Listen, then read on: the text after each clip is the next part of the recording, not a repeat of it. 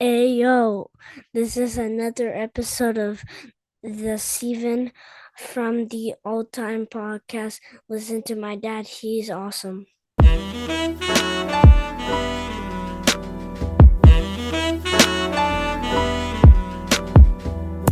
Malenko, Uh, it's crazy. All the music coming out this year has been something really special. But there's a certain artist when he drops, it's all ears all the time. And he that and you know what? And he led them 2025. He led them. He saw how it going. he gave them the He whole first gave half of the year. he gave him the whole first half, bro. And he, Come on. he he gave them the time to eat, and they put out that type of music. So our guest tonight, he is the reigning and defending world heavyweight champion of hip hop and EVA heavyweight champion. Fresh off his new album, DIRTWAVE 3, the Dirt Lord himself, Pro Dillinger. Sir, my guys, happy to be here. Welcome back. Welcome back. Man, glad to be here, bro. I love sitting down talking to you guys, man. It's a pleasure for real.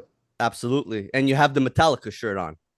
I do. I didn't have a chance to. I just got in the house. I didn't have the chance to put on any Pro Dillinger merch, but We shout to did. Metallica. We did Yes, though. I got my yes. my Dirt Wave shirt for sure. I put this one on just to pay respects to the first time that I saw you live. And you should have been crowned champion as of that first show. Mm-hmm. Mm-hmm. But that night we were defending the tag titles, I think. Yeah, you were. You were. And that Mhm. was like I tell Malenko this all the time. Malenko, as soon as they say that there's gonna be a show and Pro is gonna be there and Snotty is gonna be there, we gotta get in the car and drive 6-7 hours. Yeah, we're doing it. We're doing it for sure. Yeah, yeah. We don't have a tag title defense, a new one set up yet. We're still just sitting on the belts. We haven't found any, there's no guys, really that have stepped up for those tag belts. And I'm still in my double champion era, you know what I'm saying? Mhm. Because we still the tag champs, I'm still the heavyweight champ. I defend the belt this October. Oh This shit. October. Yeah, I'm defending the belt in New Jersey. Off air, I'll tell you guys who I'm defending against. Okay. Okay. Okay. And but it's because I would say it now, but they didn't start promoting the show yet. But Oh uh shit. this is gonna be something that it's gonna create a wave, man. This is gonna be something very special, bro. Ooh, can't wait to see that, Me and man. me and Malenko are gonna drive up 110% for this show. We have to. He needs to see you guys live. That's the crazy Listen, thing. I'm not gonna lie, this event, and this title defense, you guys need to be there. Okay. Yeah. Or you're gonna miss part of underground history. It's gonna be one of those. Ooh, okay. But I'm telling you Wow. now, you need a wise man to intro you into into the show. You have to. Thousand Words is my wise man. Okay. All right. Hmm. That's fucking crazy. That's gonna be Thousand something cool. Thousand Words is the Paul Heyman of EVA, man. Shout to Thousand Words and Ricky Gray for putting that together and doing something different for the culture and adding their own little twist on it. Um, I love performing at their events. I love working with this promotion, and um, I take being the champion of it very seriously. A lot of guys they might think like this is some like joke shit or whatever, but it's not a joke to me. I'm very serious about being the EVA heavyweight champion. Yeah, and I had crowned you last episode as the world heavyweight champion of hip hop. And the Mm. reason I did that was because of how consistent you've been for many years with putting out projects, number one. And number two, how much you grow within each project. And we're gonna talk about Dirtwave 3. And before you got on, me and Malenko had a small conversation because we haven't spoken about how we feel about the album. We were gonna just do it tonight with you, and I remember because I got the album a couple of months ago, right? And I was honored that you gave me the opportunity to listen to it. And I remember receiving the album, but I didn't receive it in the order that the album is now, right? But I kept it that way. And the reason I kept it that way was because I wanted to see how it would sound when it was put together, right? The way it was supposed to be put together. And Futurewave is able to really, soundscape an album where each song doesn't matter the like the order of it, they all flow within each song. And he's probably one of the only producers that's able to create an album that way. So go ahead, brother. I'm sorry, I didn't mean to cut you off. Like when you gave it to me, Church Street was the first song that I heard. And to me, that has an intro that could intro the album. Right. And then it just blended into each and every other song. And I was just like, fuck, if this is it, this sounds amazing. But now we hear it with Follow the Money first. And it's like, wow, how was this able to sound this way? You know what's crazy? Follow the Money is the last song I did for the album. Oh, shit. Wow. Oh, and shit. It just had that intro feel. And interesting sidebar, my little brother DM'd me earlier.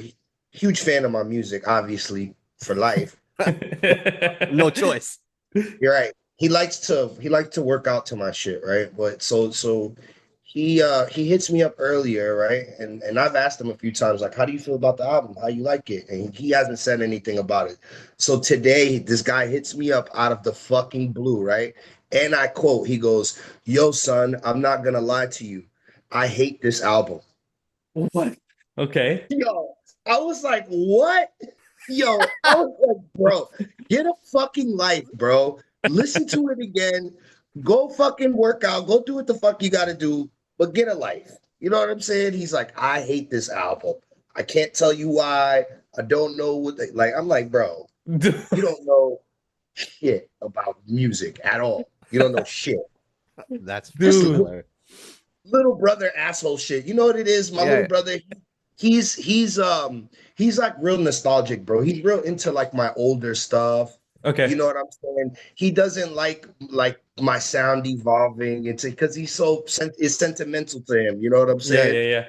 So, like with my new shit, he's like, oh man, but it's not like this old shit. Right? I'm like, bro, that shit is 100 years old.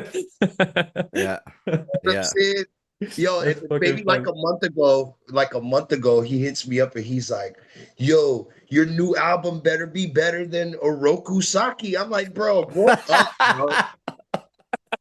You know he's doing that to bust your balls. Yeah, for sure. He's just some fucking asshole, but you know, that's like he's like my favorite critic. He's like you guys like when me and Futurewave work. And even by myself, you know what I mean? It's very rare that I pick the sequence of shit alone. I usually do it by committee. I have like a circle of people that I know what they're talking about, and I send it to them first. You know what I'm saying? Like, Steve, the last fucking 3 Dirtwaves I sent you first. Yeah, I appreciate that. Yeah. All And we spoke. Yeah, all 3 of them I sent you first. Like, as soon as I finished recording them, probably the first one, I might have even sent you like the rough references type shit. Like, not even notes. Yeah, and I was listening to them and having to be like, okay, where is he gonna put this song? Like, should this be the end? Should this be the middle? Should this be the second song? Yeah, it's really rough draft. Yo, we do that by committee though, because Futurewave has his circle of friends that he respects their opinion. So we both send the album to our respective circles. They listen to it, and then he tallies up like what's the best songs. Like he'll write it down. Like, yo, four people said they like this one the most. 2 people said they like this one. A bunch of people said this one should be the intro. And then me and him will go through that list, and I'll give him like the way I seen the sequence in my mind. And most of the time it matches up. Yeah, but yo, can I tell a fun fact? A fun fact? I don't know if you remember this, Steven, but when you got the we never talked about the album because we don't like doing it before the show. We don't like to spoil this shit. So the only thing we talked about the album is when you helped me move here. We got it in the U-Haul. We put the song. He had it on his phone, and the U-Haul didn't have no fucking nothing to put the music on. So he just put the phone in the cup holder, and we listened to it. And I remember just telling Steven, like, this shit's gonna be hard. That's all I remember. Remember that, Steven? In the car and the U-Haul, we're like, oh shit, this is gonna be fucking hard. Like and there you go. A couple months later, look at this shit. Yeah, and Futurewave, like you said something about Sequence Pro, and that and he's able to sequence these things and so fluently, right? Like it all flows so perfectly that you can create your own album within the album. Do you get what I mean? Yeah. And I remember I had done that for you, and I told you this is how I would see the album. And no matter which way you put it, he has a way of making it. You could put any song at any order of the album. Right. You know, and that's the thing is at first when all the records are done, it's kind of like we just have all of these good records, you know, like, so we really have to have long conversations and, you know, he'll send me his version of it and I'll be like, maybe this will sound better here. And he'll be like, yeah, but a bunch of people said this one is good here. Like, you know, we piece it together. You know what I'm saying? But it always comes out perfect, bro. At the end, it's like, it's perfect. You know, I feel like the guy, he sees everything before it happens. You know what I mean? Yeah. Oh, for sure. Yeah. And this one out of all three of them, to me, is the best sounding. Has some of your best songs. There's literally 2 songs on here that are probably top 5 pro Dillinger. And don't ask me what the other 3 are, but there's 2 of them on here that are some of the best pro Dillinger songs in your whole catalog. Yeah, I agree, bro. And you know which ones those are, and we'll get to those songs. But it goes to show how, as an artist, you're always able to grow, okay? And there's something about you, and also your vocals on here, like they sound clear. You're extending your verses, you're extending your bars. Like when we go to Scarface, like there's something you did on Scarface you've never done on any of your songs, and that's extend your bars at the end. And yeah, it's just amazing how after so many albums you're always able to push it forward and be able to make yourself into a better artist. Yeah, I mean, and I appreciate that, bro. And really, what I'm just trying to do is just push myself more, like but doing less. Like for this album, I stripped it down a little bit. I didn't want to try to bar people to death, you know what I mean, or anything like. I never really tried to do that, but sometimes my stuff comes out a little wordy, you know, whatever. I wanted to make really good songs that everybody could sing, everybody can remember, you know, stuff that sticks out, you know what I mean? So I'm not gonna say I dumbed it down, I'm gonna say I stripped it down a little bit. So this is like bare bones, like pro Dillinger at my core, you know what I mean? Yeah, absolutely. And listen to your choruses on here. It's some of your best choruses. You have something on here that attracts new listeners too, that not a lot of artists do. I don't find a lot of artists really tap into doing catchy, well put together chorus. That's your strength on this record. Which is crazy because I've never been a huge fan of my hooks, but a lot of people seem to think that I make great catchy hooks, and that's all I'm trying to do is I want to write something that's easy for me to remember and write something that's easy for the listener to remember and it's catchy. You know, it sounds really good and authentic. And that's my aim. I never really try to put too much thought into the hooks because I don't want to break my head thinking about a hook. You know what I'm saying? Yeah. I just write it. Like with Church Street. Church Street was just really like boom, boom, boom. Like that was just the hook for Church Street was supposed to be the beginning of the first verse. Oh, wow. Okay. The same thing with Scarface. You know what I'm saying? The verse for Scarface was started off as a hook. And I'm like, this shit's so hard, I might as well just keep going. Yeah, okay. Yeah. Oh So man. I wrote the whole first verse like a hook. Wow. But that So was inspired. That song particularly was inspired by Saigon, Come Again. Oh oh wow. shit. I can see. I Wow. You know can what I see mean? that.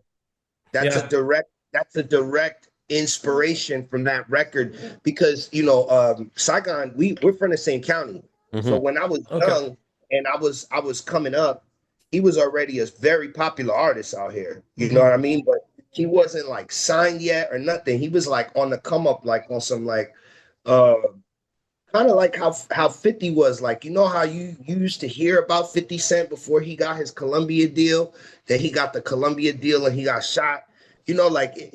Like Saigon had like that same energy. Like he was coming up like, and a lot of people was paying attention to him and all the music was really, really good. Like, so even now to this day, I still go back and listen to some of them records because they were very inspirational for me. At the time, a lot of people didn't like Saigon, like, but you couldn't deny his music, no matter like how you felt about him personally. You know what I mean? Hmm. Mm-hmm. So I never, every time I had interactions with him was a bunch of times. He was always mad cool to me, very respectful. Um, and he wasn't like trying to like hide the game from niggas or nothing like that. Like if you was cool with him, he was like showing you what was up. You know what I'm saying? Like, but I was just too young at the time. I didn't really have nothing going on. You know what I'm saying? Hmm. Hmm. Um, so I say all that to say, like, sometimes with music as an artist, even though we're evolving, you got to take it back. You got to go backwards, and get back to your roots and the things that inspire you, and that makes the best shit. You know what I'm saying? That particular week, I have been listening to that to Come Again a lot. Say Yes. What was that other joint he had? Do Rags. Like it was just it's certain shit that he got that I always go back to. You know what I mean? Okay. So Okay. shout to Saigon, man, for real. He's a legend from my county. And even now to this day, when we have conversations, he be just trying to give me free game and encouragement, you know what I mean, and telling me to do the right thing, and I'm going in the right direction. So I really appreciate him for that. You know what I mean? That's amazing. That's it, man. That's amazing to have an artist like that. And I came up listening to Saigon Warning Shots and a bunch of his mixtapes. And it's amazing to have an artist that, shows you respect and shows you game in a certain way that you're able to adapt that into your own sound. Yeah, bro. And I was a young nigga, bro. I was very young. He did none of these guys that I was around at the time. They didn't have to show me nothing. You know what I'm saying? Like Seth, Potato God, Saigon, CX, ES, Coach the God. Like a lot of these guys, they didn't have to tell me shit. They could have just let me be in the streets. But Hmm. they saw that I had something. I didn't have the whole package yet. I didn't have nothing yet. I just had something. Just you know what I'm saying? Yeah. And the older guys from my hood that already had motion with music and from other hoods too. You know what I'm saying? Shout to LDJ, Mr. Pyro, L Ron, all these guys that had motion already when I was just getting popular for rapping, they all took a liking to me. Mm. You know what I'm saying? So I had very good mentorship on my way up. You know what I'm saying? Mm-hmm. Them niggas showed me what to do, and I saw what not to do. Yeah. Yeah. You know what I'm saying? So when it was my turn, which I would say everything turned for me and changed for me around like most foul. When it was Okay. my turn, I already knew like what not to do. Who to stay away from, kind of what kind of people to have around me, and what I should be doing. Like I already kind of knew. You know what I'm saying? And I feel like that helped me. I had kind of like a head start. Wow. Yeah. Yeah, and you could tell in your music also how you evolved, right? And just by saying most foul and everything that you've come out with till then and to where you are now, well structured. Hmm. And it's amazing to see that in your music. And I've always told you this, and I even told you the last time you were on. There's an evolution of Pro Dillinger, and that you could hear throughout the music. Yeah, man. The other day I was listening to some records, some old stuff, um, and just even like sonically, the mixes, the production, every project it gets better. Every project it sounds better.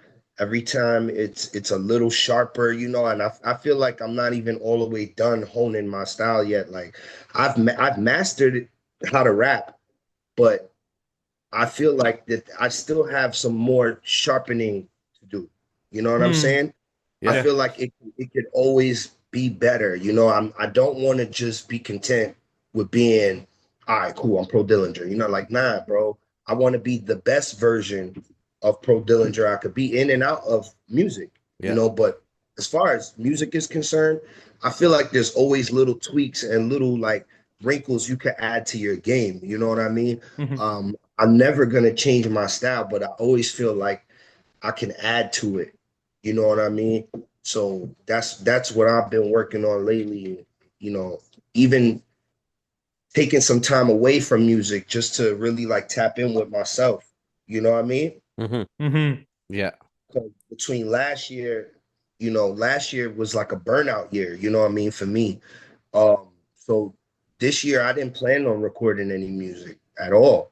But when Futurewave came to me with more beats, we had an idea originally to just make a free EP to thank everybody for supporting Dirtwave 1 and 2. He sends me, what was the first record I did? Old Lungs, right? Oof. I sent it back the next day. So then he's like, all right, that's one. Then he sends me Scarface and Dirt Music. Wow. And then Damn.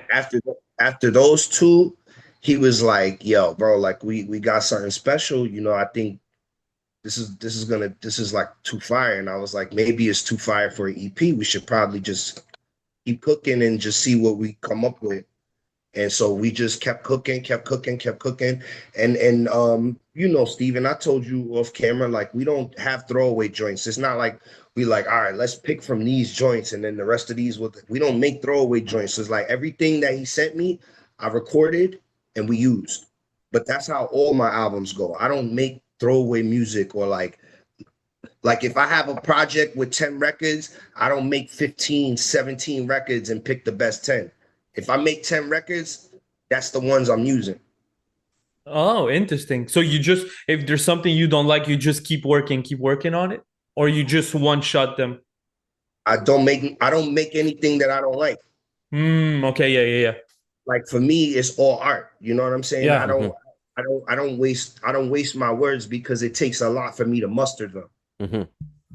You know what I mean? Yeah. It takes a lot of energy away from me. It takes it's like peeling a Band-Aid off. You know what I mean? So it takes a lot, bro. So I don't waste none of it. Everything that I write, I use.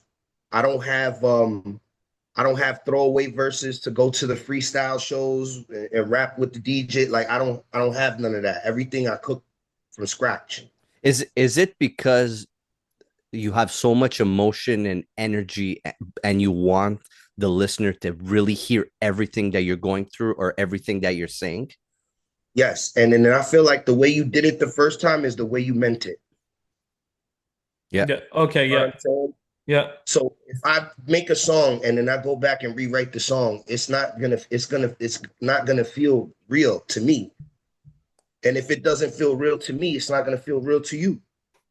Yeah. Oh, yo, I like that. I like that mentality. Oh shit, it switches out everything when you hear shit like that.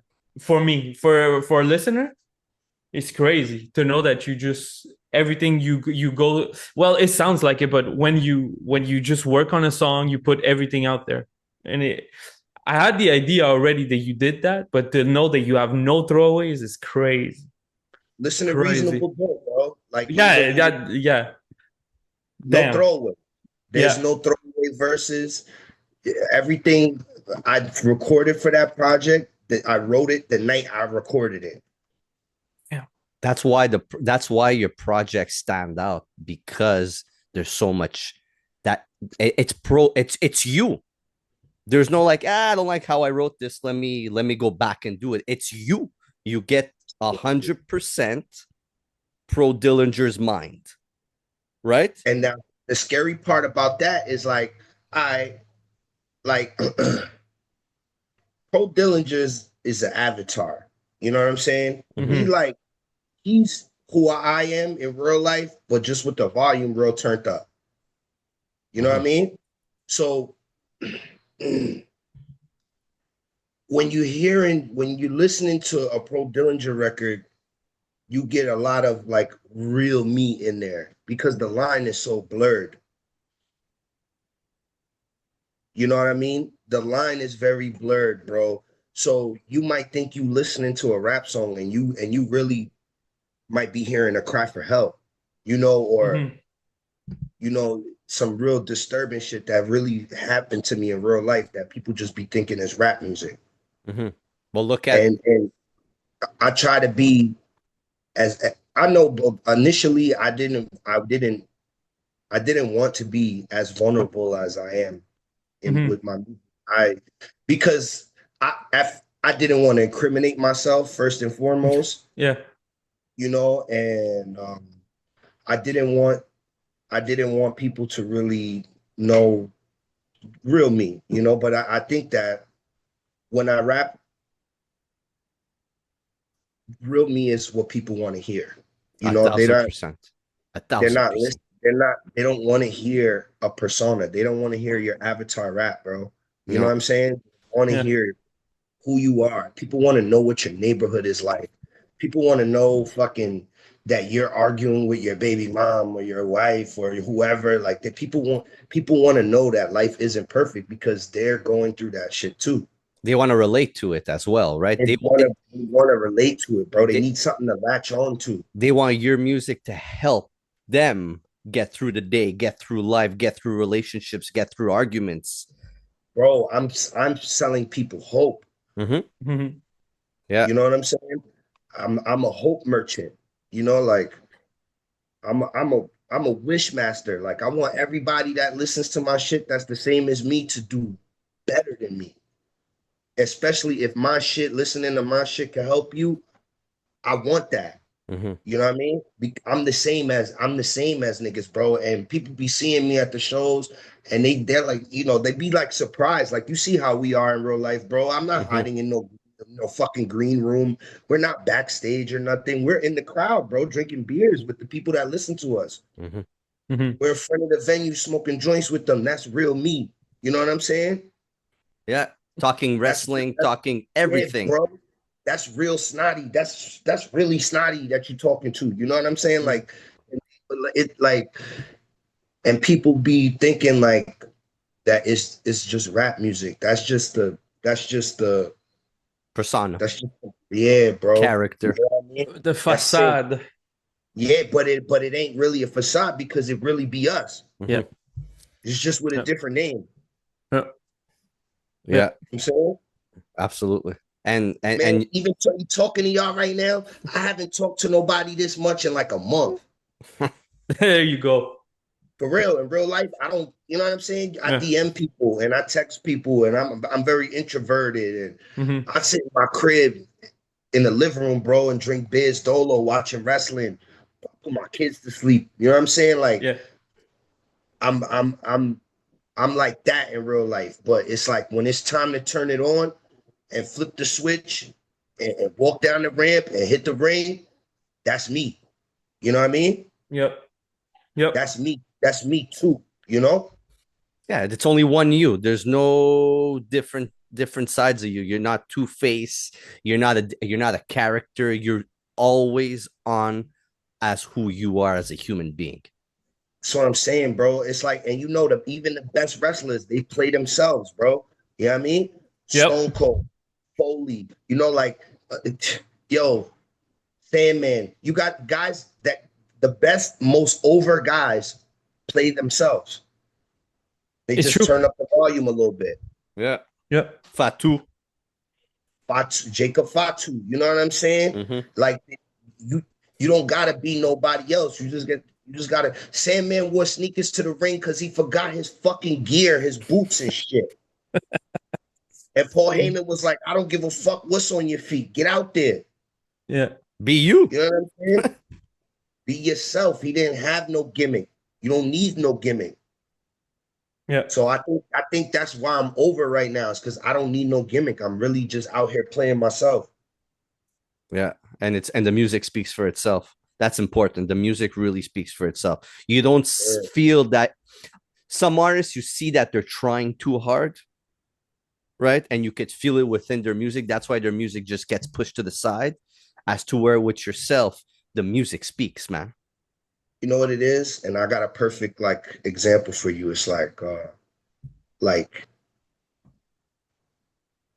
as me who I am right now, right? I don't get lost in my gimmick. Mm-hmm. I don't get lost in my character. You know what I'm saying?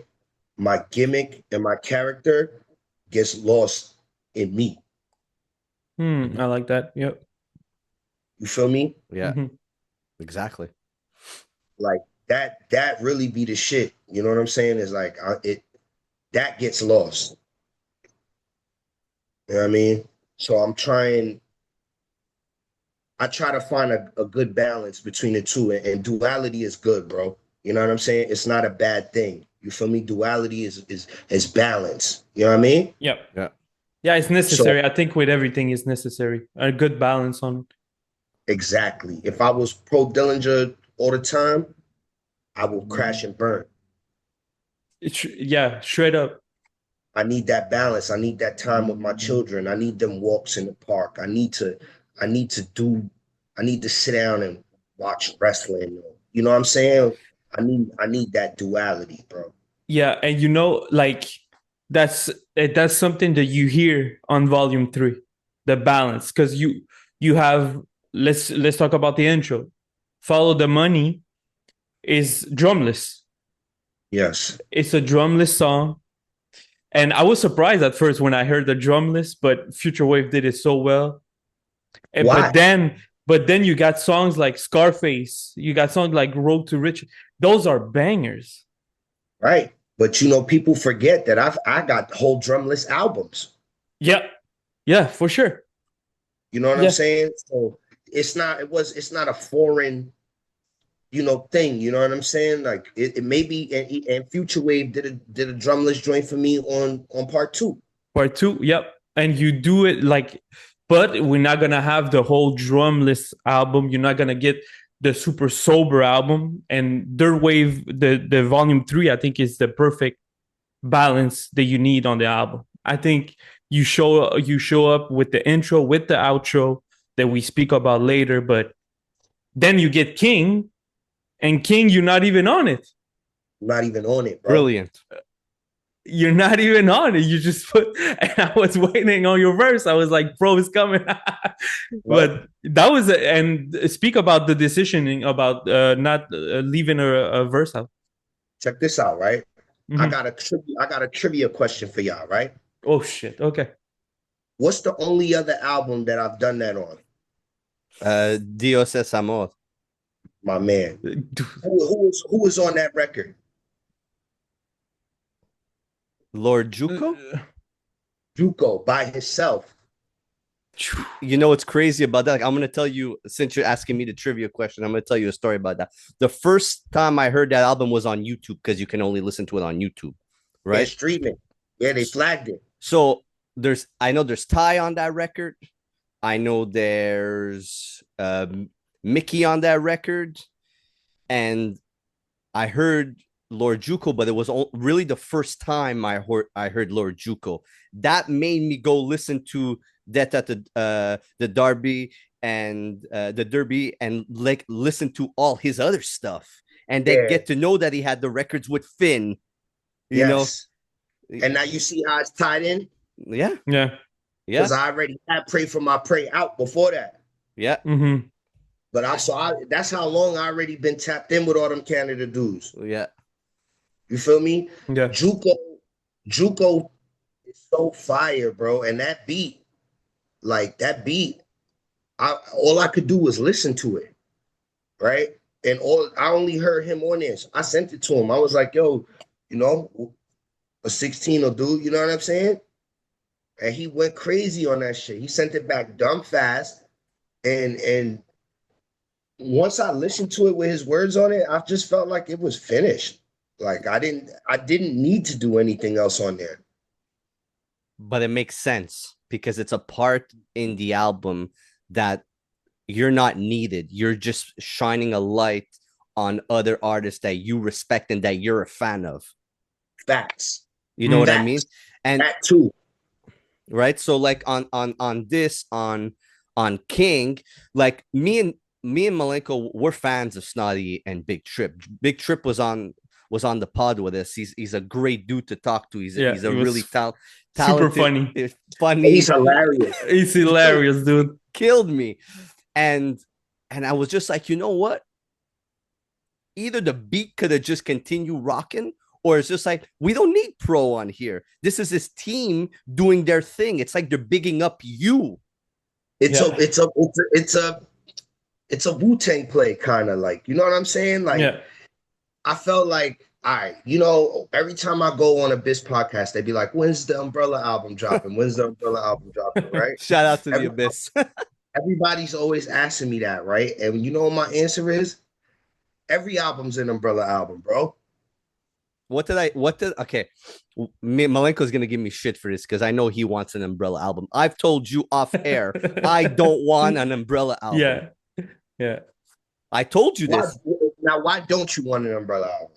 First and foremost, I have a vision of what I want for an Umbrella album. And what I want from an Umbrella album is you guys just rapping literally over old school 90s, 2000s hip hop.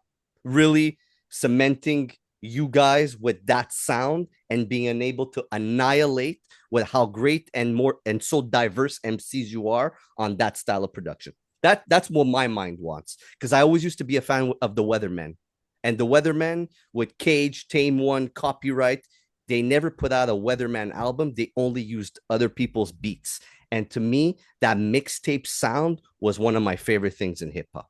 Now, in your mind, who would produce such an album? Like an Umbrella album? Yeah, no, like a real album, not a mixtape, a real album with for all you, 8 of the rappers. One producer? One producer. I literally, it probably would be Futurewave. Agreed. Literally, it would be Futurewave. I don't see anybody else really doing it. And I wouldn't want you guys to use different beats. I don't think it would blend properly. No. My 2 cents. If that happens, when that happens, it will be all one producer. Has to be. To make sense. We will probably attempt to keep it in-house. Because it is an Umbrella album, of course. Yeah. But those are logistics that are still being worked out, bro. We're not in no rush for that. You know what I'm saying? I'm not in a rush. I think it needs to come out when it comes out, if it does come out. But you guys do so many records together that I'm more interested in seeing who you're going to put as a feature on your record, or who Josiah is going to put as a feature on his record, or Trip, or Mickey, or Daniel, anyone. I like the more of, oh shit, he's got him as his feature. Wow. How we have it mapped out right now is that at some point we're going to find a remote location where there's no distractions available. Yeah. You know, some Kanye Wyoming shit. Montreal. Just do it in Montreal. Yeah, whatever. We're going to stay there for a week in an Airbnb, you know, rap, fight, argue, eat, drink, smoke, and see what comes out of it. You know, there's no formula. I mean, initially we had started an album low key, with all production from Most Beats, and that shit was coming out fire, but there was a lot of like it was a lot of mishandling on our part, you know what I mean? Too many hands in the pot type shit because we're a big collective. Yeah, You it know what I must mean? be tough, man. Yeah. The records that we were coming out with though, incredible. Which shows me that if we're all locked in, this could be something very special. Um, but once again, like I say in all the interviews, bro, I'm not rushing anything, man. The guys we're all doing well. We're all putting out great music right now. Every project that comes out of the collective, there's a feature from someone or several people from the collective on the project. Mm-hmm. Someone had a hand in it. Someone helped with the sequencing. Somebody probably helped with beats. Bro, there's a lot of behind the scenes shit that goes down. You know what I mean? Yeah, which is So normal. when I say every album is an umbrella album, every album really is an umbrella album. It's a collective effort. Yeah, and you guys just keep getting better and better and better every year. And You think, just seeing bro, what everybody's able to do is just amazing. you think that when I make these songs, I don't send them to the guys? You know what I'm Of saying? Like, course. you think the guys don't send me their records, and like it's a lot of that. So everybody has an opinion. Everybody's opinion is valid and respected, and I think that's what kept us this tightly knit for so long. Is that everything's by committee with us. Every decision is by a vote. Down to a merch piece, like a merch drop or something. Everybody has to vote. You know what I'm saying? Um, and if you're outvoted, you're outvoted, and that even goes for me. You know what I'm Hmm. saying? Yeah. So there's things I've been outvoted on, but we all respect our process, and that's what keeps us. It's like checks and balances, bro. Yeah. Nobody's bigger than the brand. And it's amazing to see. And that's why you guys keep being who you guys are and sticking together and having that respect factor behind everything. You could Yeah, see it. bro. It's not like, hey, I need you as a feature. There's an authentic relationship to it. Yeah, and if you hear somebody like, and it don't be no random ass shit neither. Like, bro, like J. Royale's not gonna hit me out of nowhere and be like, "Yo, I need you on this record real fast." Like, nah, bro, it just doesn't work like that. You know what I'm Mm-hmm. saying? Like, when it's right. And guys, just when we link up, it's on a record. It's always really authentic. You know what I'm saying? Like, it's not like maybe somebody will send me something and just to listen to a rough, and I'll be like, "Damn, that's hard. Who's on that?" And they'd be like, "Shit, you want to get on?" Boom, I'll jump on that. You know what I mean? Mm-hmm. Like, it Hmm. be shit like that, bro. Little stupid, like easy shit, just like that. Boop. Yeah. You know what I'm saying? Like, Yeah. so it's organic all the time, y'all. And that's what I love about us. It's nothing, there's no pressure never with nothing. Everybody's doing their thing. Nobody's on some weird shit or some hating shit. Like, this is like really what it's supposed to be. This is really what I thought it was supposed to be 8 years ago, and like what I wanted it to be. This far exceeded my expectations. The vision. Yes. That's This why far. an album is not needed now. You guys keep getting, if you would have made an album 4 years ago, an umbrella record, right? 4 years ago, it wouldn't sound never at the potential you guys have now. Like Right. every time it gets better, better and better. By this time, they would have been asking for a part two. For sure. Yeah. For sure. Everybody For always sure. wants more and more and more, Almost, right? always. So when we do that, I want it to just be like, boom, all right, they did that. That's it. You know what I'm That's it. saying? Like, yeah, like that's it. We could, and then hopefully by that point, we're all in a position where we could just go around and perform that album forever. Yeah. Like nonfiction, bro. Like, yo, bro, like these guys that they already had laid the blueprint down for collectors like us. Oh, Mm-hmm. nonfiction was beyond light years of what was going Even on at now, that Yeah. time. Yeah. even now, still. But you see what I'm saying? That's just one example, bro. But There's mad groups like Wu-Tang's still touring, bro, off of Wu-Tang Forever, off of all they shit. Mhm. It's You know what I'm crazy. saying? It's crazy to see. We could all go on tour right now, me and the guys right now, right? And just do older songs and people would fucking love it. Oh yeah. Yeah. And you know what? People would discover you guys going into different cities and different towns and stuff like that. And people would be just like, fuck, how the hell have I not heard of any of these guys? Or hey, I used to listen to Pro, but now I know who fucking Big Trip is. It would be something extravagant to a different level. Different level. The only thing with that is that with us, we so far apart. It's like the logistics of getting us all together and on the road for an extended amount of time would be crazy. Tough. Because everybody got families and shit, man. Yeah, it's a tough thing to do, right? Families, jobs, Bro, a bunch of stuff going on. I did the Dirt Road tour. It wasn't even the only person from Umbrella that was with me the whole tour was Snotty. Hmm. And that shit was grueling. You heard? Yeah. For sure. We only did 4 cities, bro. That shit was grueling, bro. Yeah. Fuck. I can't even be in a car with Malenko for more than 6 hours. I will kill him. I will fucking kill him. Yo, son, but you know what? We had a good time. It was a great learning experience. Mm-hmm. Every show was packed. You know what I mean? Like, I kind of underestimated myself, bro. And we was booking these like smaller venues. I really underestimated myself. You know what I mean? The first show was like over capacity. They shut it down. Fire Marshal King. I didn't even get to perform. Wow. Damn. Wow.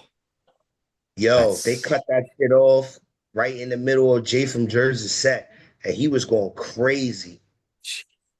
But that we had that shit packed. It was a good space too. It was a nice little space, the bar, all that. Like kind of like it was a big space, yo. But I underestimated, yo. I mean, same shit. When we was in Brooklyn, that space was big as fuck, but we had that shit packed like a motherfucker. Like Baltimore, packed. Like Roanoke, Virginia. We was in like some weird like Cowtown shit. Yo, this shit was weird. So, yo, Snotty kept calling it question mark Virginia. I was like, what the fuck? So, because we didn't know where the fuck we was at, bro. We had to drive to Richmond, right? And then drive 3 hours from there, like to this place. So you had no idea where the fuck and people showed up. And people showed up. Yo, did people show up? That's amazing. You see? I didn't even know, yo, bro. I wouldn't have even suspected it was that many people that lived there, bro. Wow, that's an experience, though. It's a learning experience. It's crazy to see. It fucked me up, bro. I was like, damn, bro. Like I had no idea. You know what I'm saying? But so now the next leg of the tour that we putting together, I'm gonna make it easier for all of us logistically because it's just gonna be tri-state, New York, Jersey, Connecticut. Maybe I'll add Philly, Boston, shit that's easy to get to. Yeah, okay. Toronto, if possible. If I go to Toronto, I'm gonna try to do like it would be fire if I could get like one spot to have me like twice in a week, or you know what I mean, like something like that. Yeah, like make it worth it. You know what I mean? Mm-hmm. Yeah, for sure. Me and Malenko will drive up. It's a 6-hour drive, 5-hour drive. Actually, I'm lying. 5-hour drive. We'd be up there, man, for both shows if you have 2 shows. 100%. I want to tour Canada, bro. You would be surprised of the people that will show up, and even if they don't know who you are, will fucking rock with you. Yeah, I want to tour Canada, bro, for real. Good venues too. Good venues all over. Yeah, me and Malenko have seen Daniel's son and here, and man, it was in like a nice bar, and it was packed. Because he's the man out there, bro. Daniel's son's the fucking man, bro. Real shit, bro. He knows what he's doing out here. And stage performance. He's the fucking man, bro. On live on stage, he's the fucking man, bro. Yeah. He's For back Bar for real. here. bar. He's back here in the next couple of weeks. Bro, that's one of the only guys right there, bro, that could hold a candle to my live performance. That dude right there is a fucking monster on stage, bro. Yeah. Bar for bar. He's incredible, bro. Shout to Danielson. That's my brother right there, bro. 100%. He's Shout out. another one, bro. He took a fucking chance. He had his own fucking wave. Like he has his own shit going on, bro. Yeah. He had his own shit going on, bro. And I was like, yo, bro, come over here with us, bro. We want you on this team, bro. And he was like, all right. Like that's it. Like it wasn't even no like let me think about it, nothing like that. He was like, all right, bet. Let's do that. Yeah. Makes he made the decision, man, and he stuck with it, and it adds value. It Are you adds kidding value. me? Can we Yo, talk about old lungs, bro? Can we talk about old lungs, man? Let's Woo! talk about it, bro. Like I said, bro, Danielson's the fucking man.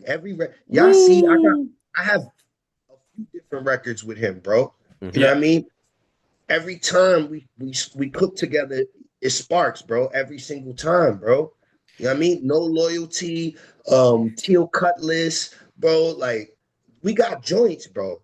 Yeah. You know what I'm saying? Old Long might be your best ones you guys did together. That's a fucking bop. Yo, Spooky Voodoo. You know what I'm Oh, saying? Spooky Voodoo. Yes. If I would pay extra to see Spooky Voodoo live from both of We you. did that. We performed that shit twice together live. And I We saw a did it, video. Yep, we did it once. We performed it once in South Carolina, in Myrtle Beach, and then we performed it again in Richmond, Virginia, 2 years ago. Wow. Yeah, bro. And on my birthday, bro, I was bopped, son. Forgot a little bit of my verse and all that. This guy had the crowd singing my verse, bro. That's so sick. You guys are making noise. You guys are making noise. Yo, You should all be proud of yourselves and what you guys are bringing forth to hip hop. Honestly, man, I love these guys, bro. And it's like I'm a fan of these guys, bro. You know how I feel right now? I feel like Tony Khan, bro. Real, bro. Like I got the best talent in the game right now, son. You know for what I mean? sure. You just know how to manage them a lot better than Tony Khan. Yeah, but you know how I feel. Like I feel like that, bro. You know what I mean? Like you can't feel like nobody on WWE side because they run their shit by committee. On AEW, Tony Khan's the man. He runs his own ship. Nobody tells him what the fuck to do. That's like me. You know what I mean? I feel like Tony Khan right now, bro. Umbrella's the new AEW, bro. Yep. We're the best rap. Lives. Rap. There's no drama, no extra talking in between. No. None of that shit, bro. This is where you come when you want to hear good rap music, bro. Yeah, and no CM Punk. Fuck, I hate CM Punk. No CM Punk, none of that shit, bro. Because you both don't like CM Punk. I know both of you don't like CM Punk. Fuck him, bro. Fuck him. He's such a wrestler, bro. He's such a trash wrestler, bro. And you know what? But I kind of felt bad for him at Clash. We could get into that later. Let's keep talking about the album. Okay. Malenko, Church Street. Oh, dude, Church Street, man. Talk about Church Street. What that means to you. All right, Church Street, right? That's a very significant block for me, right? First off, because when we was young and my mom's moved us to Rockland County, we was real young. It was like in the early 90s. We lived on Bridge Street, but all the kids used to play on Church Street, and there used to be a candy store right there on the block. So we saw ride bikes there, go get candy, fuck around out there, do bad shit, play kickball, basketball, whatever, all that shit, right?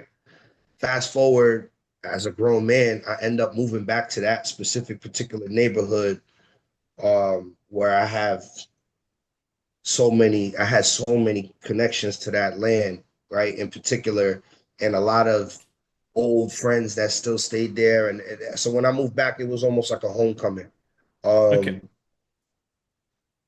That crib where I lived at, those walls seen a lot of things. That front porch, that yard, you know what I mean? and I was right on the corner of Bridge Street and Church Street, right? So I'm right there on the corner, all the traffic going to my crib, either both ways. If you're going down this way, you gotta you see us in the front. If you're going this way, you see all of us in the front.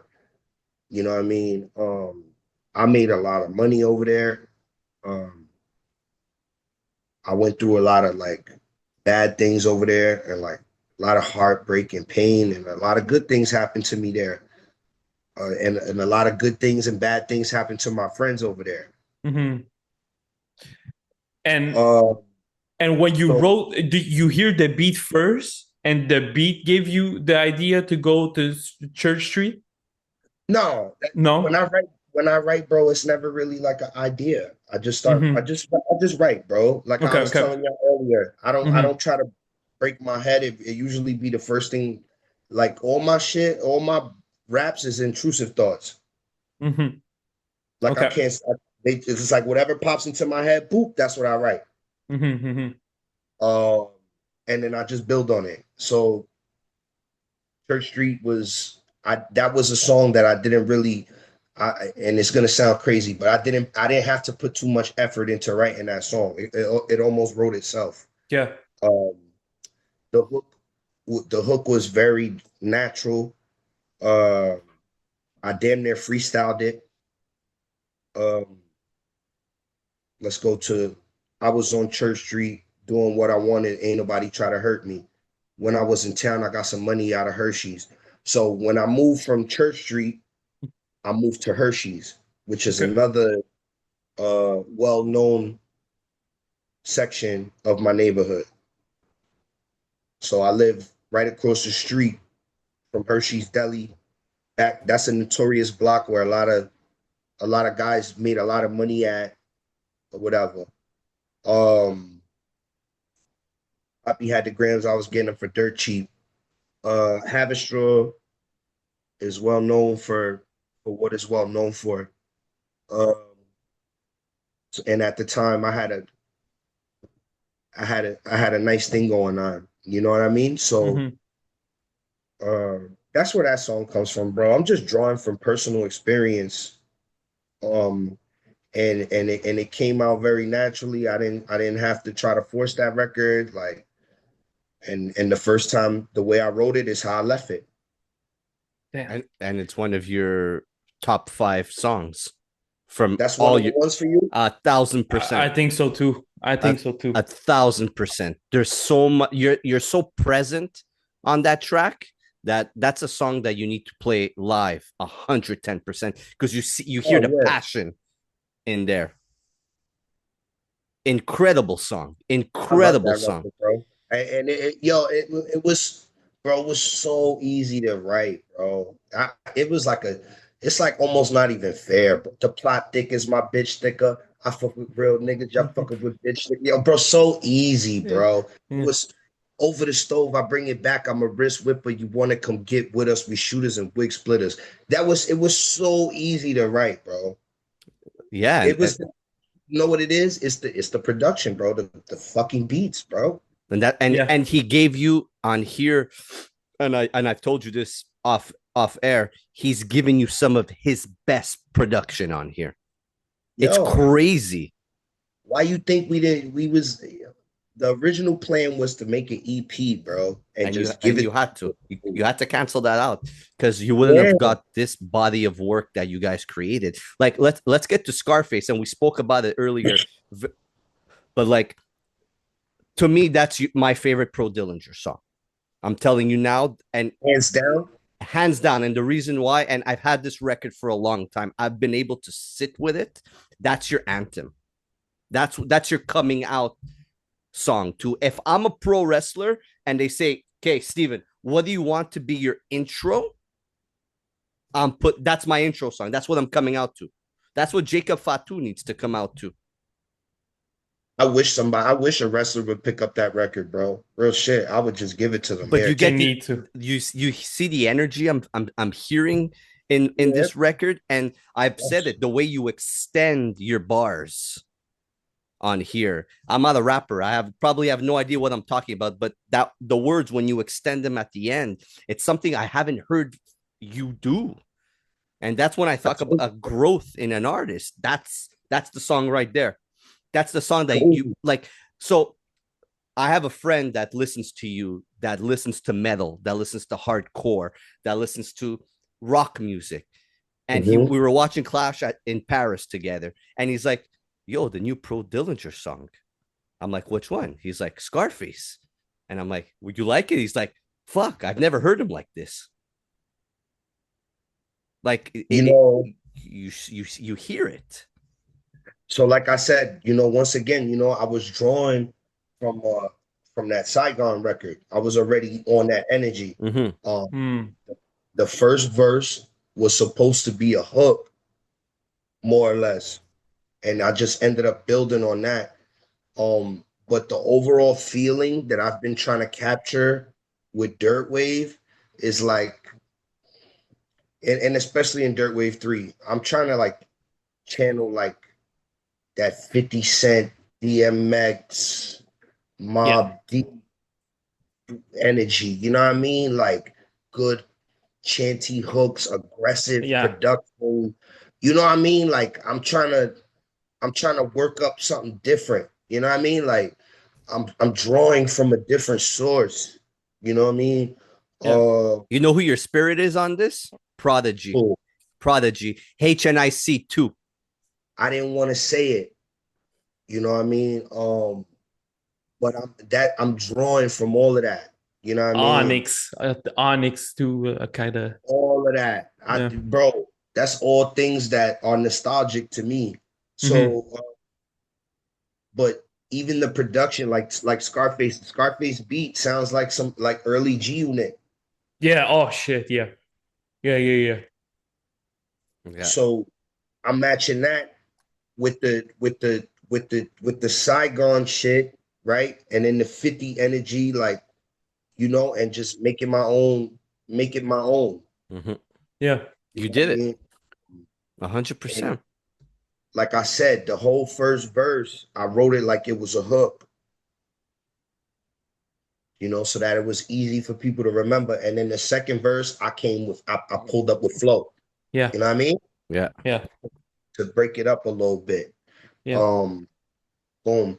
And speaking about breaking up a little bit, I'm going off a little bit off topic, but remember how like the Juco joint and It's a King with Snotty and Trip. Yeah. Seth told me like years ago, he's like, man, you got to do more features. I'm like, I don't want to have a bunch of niggas on my project. I want people to start paying attention to me. You know what I mean?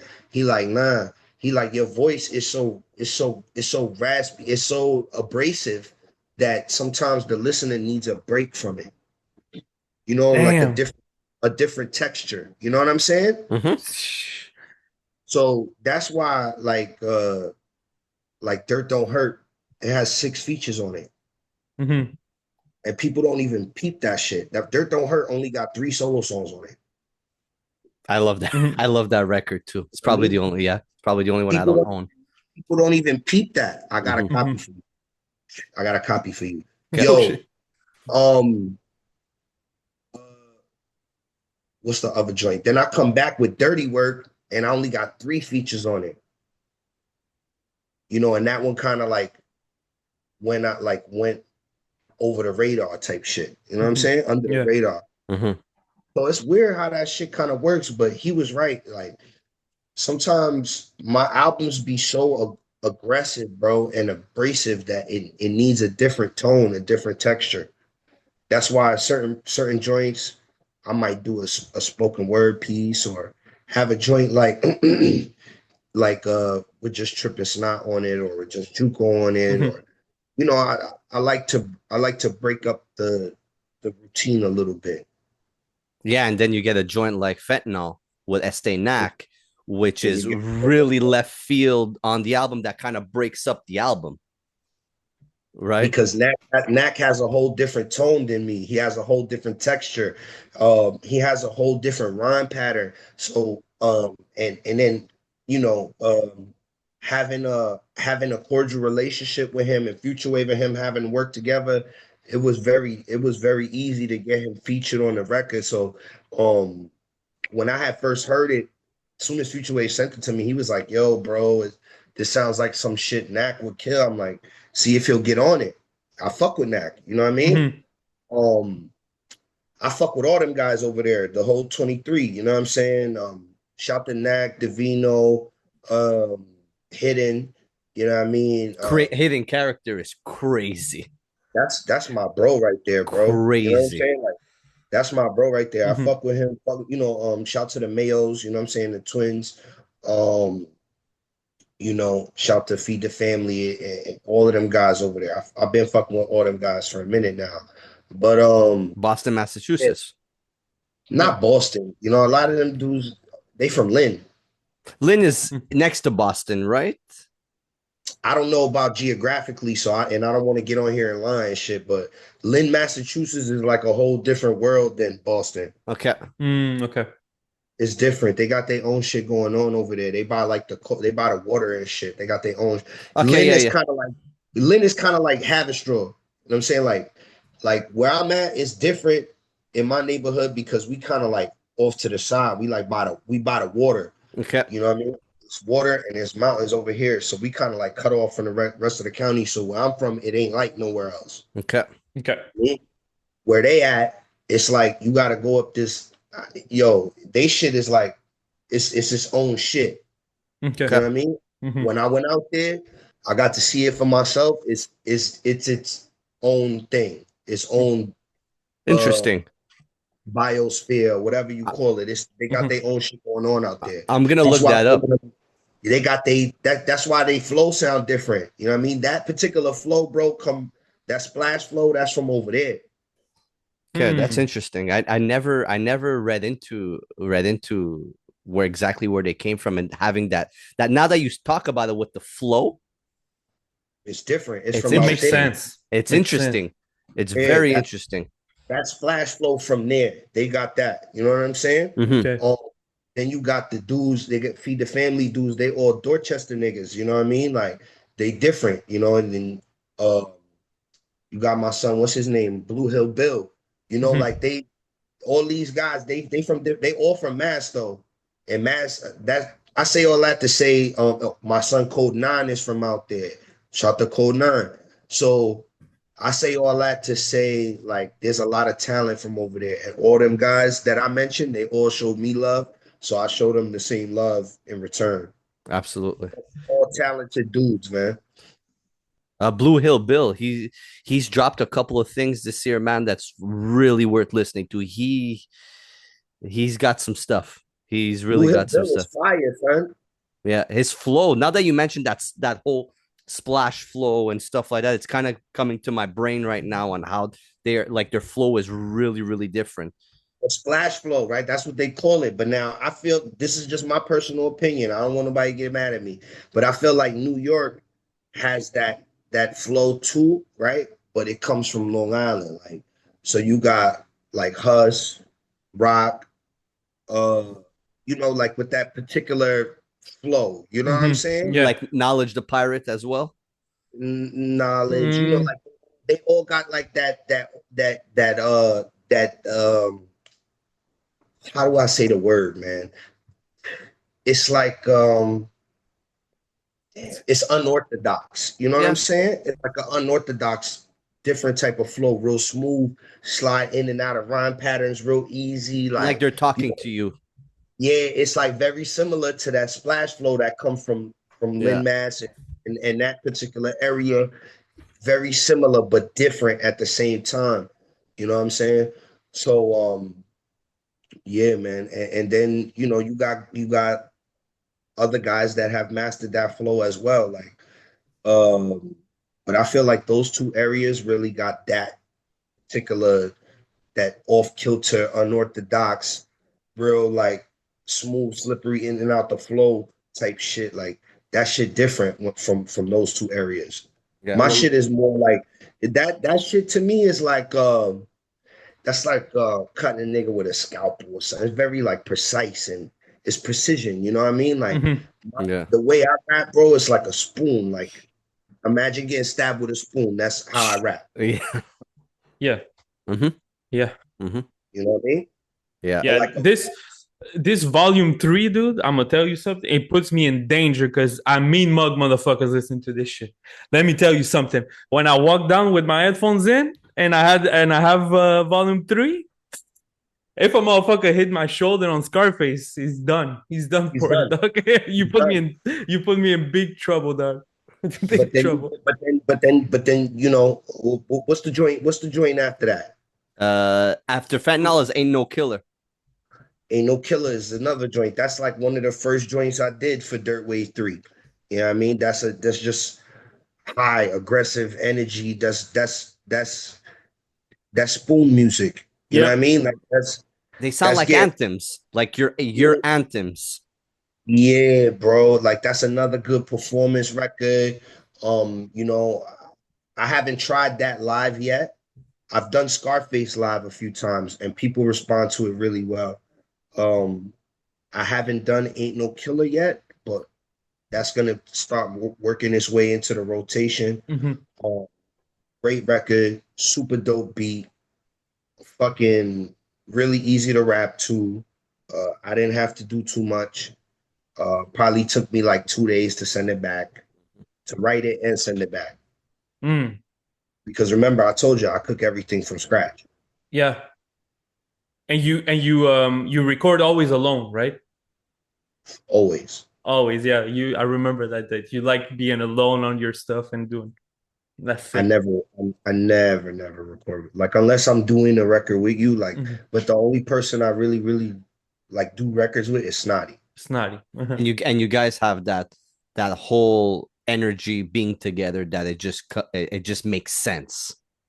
Yeah, and it's and the thing is, it's like we're really friends in real life, so I'm comfortable with being vulnerable. You know what I'm saying? And Yeah. or like, you know, like we'll be doing a record, and then we might stop doing that record for 30 minutes and be talking about some real shit, like Mm. some real shit that real like some real shit, bro. You know what I mean? Smoke a blunt, all that. Like what you know, like it's just like that. You know, I can't do that with everybody. I Mm-hmm. don't do that. I don't do that with everybody Mm. because I feel like when I'm recording music, bro, it's almost like it's a religious experience to me. You know, it's just something spiritual, it's something therapeutic. I'm releasing bad negative energy, and I'm trying to open myself up to receive good energy. You know what I'm saying? Like, Yeah, you're letting the demons out. And yes, I don't want to do that around everybody. I don't even record when my kids is home. and Mm. what that you and you record in a room. You just In my, record. Yeah. I used to Because have a space. I had a space for a while. But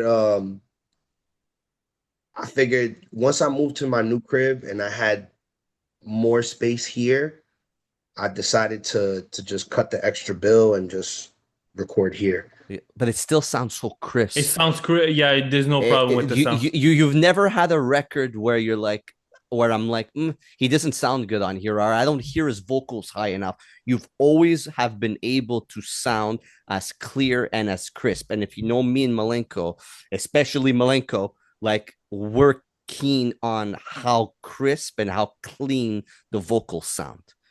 Bro, somebody thought that like for Gucci Gambino, they thought that I was like going to like a big studio and I did that shit in my house, bro. It's the mixing and mastering that, really helps the vocals to be that clear, that present, that sounding so right on a record. In even like around like Dirt Don't Hurt time and all of that, that's when I had a basement. I was recording. I had a studio in my basement, my little basic setup, and I was recording in the basement. Now I have a little space off to the side where I do my shit. Yeah, and you don't need a big studio if it sounds this great. Fuck no, because really, like, bro, I don't mix and master my own shit, man. So shout to Futurewave, shout to GP Mastering, shout to GP Mastering, for real. He's the man, bro. You need anything mastered, holla at GP Mastering, bro. Bro got it on a lot. I just record myself, bro, and I make sure I send it to the right people that know Mm-hmm. how my voice is supposed to sound, and they get it done. Comes out quality like the way it's been sounding on That's it. right. I want to get into two more songs, Dirt Music and Bread First. I love how you were able to end the album on those two songs, because there's something about you that always stands out to me, and is how vulnerable you are. We've been talking about it the whole episode, and I remember Reasonable Dirt, how vulnerable you were, and this kind of reminds me of In the Same Light as that, of, you know, because that's the space I'm in right now, bro.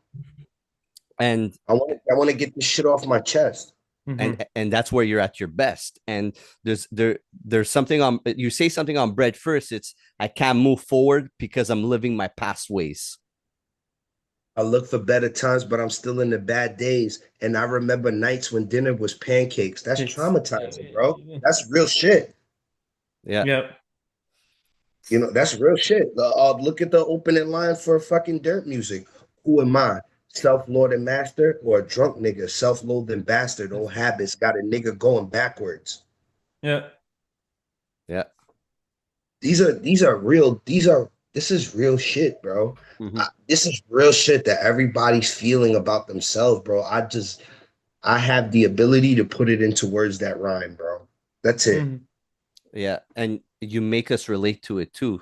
You know what I mean? Like stuff like that you're saying it on these records, like living in your past ways, is something that I'm always able to relate to, because I always feel like I'm going backwards instead of forward with whatever it is in my life, whether it's and I'll tell it on here, whether it's with my anger management issues, right? I always feel that, you know, I'm trying to get better and act a certain way, but I feel like I can't move forward because there's always something that's putting me, you know, walking backwards. And then you regress.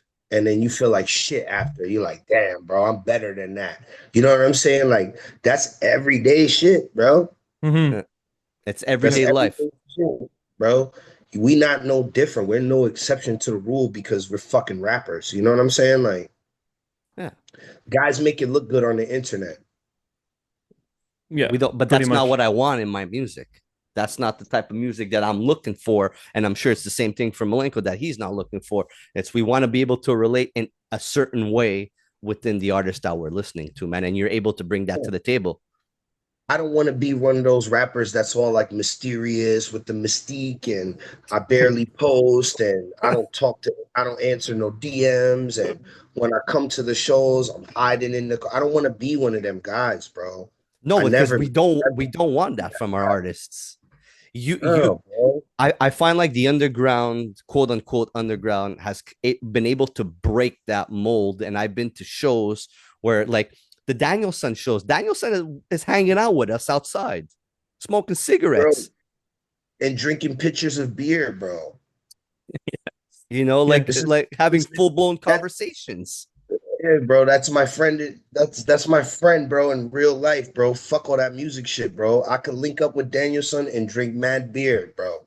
You know what I mean? And talk UFC and all of that, bro. You know what I mean? Like, that's really my brother, bro. You know what I'm saying? We talk about hunting and fishing and all the shit, you know what I mean? All that shit, bro. Danielson don't give a fuck about no, I mean, he cares about music, but I'm saying, like, and I say this in every fucking interview, bro, this rap shit is only like 10% of real life. Only 10%. Sure.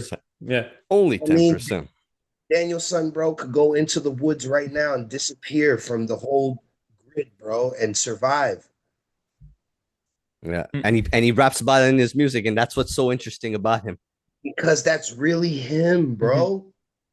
He's the Bushman, bro. Like, that's, he comes from a long line of, I'm serious, you're laughing, Malenko. This dude really, he comes from a long line of people that live like that. Yeah. Yeah, he's sick. We were talking about it when at the show. We talked about it a bit. Yeah. Yo, bro, what nigga do you know had a pet fox? Yeah, that's true. Yo, rest in peace, Lucy. Rest in peace, Lucy.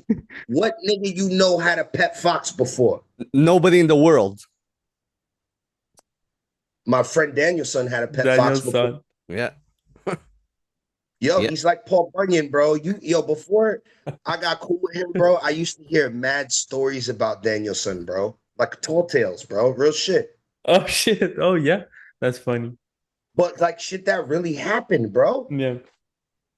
You know what I mean? In Rochester, shooting a music video, fucking getting attacked by a pit bull and throwing it mad yards, bro. A pit This is a bull. story I've heard about a pit bull, a mad pit bull. He grabbed the shit, they jumped at him, and he fucking tossed it mad far. Praise. I would have Yo, ran the other way. yo, stopping an armed gunman at a show, bro. That's a crazy story. Punching him dead in the face. B. That's a crazy story. Daniel's son is a man's man, bro, and a good friend and an honorable human being, bro. I have nothing bad to say about that man. Really great, man. And even in person, like just, when he meets you, he remembers who you are. He has a conversation with you. I'm only talking about in person. I'm not even talking about music. You know what I'm saying? Yeah. Yeah. He's really that guy. It's Jay Royale's the same, bro. He's the same fucking guy every time you see him, bro. Substance. That's Trip. amazing.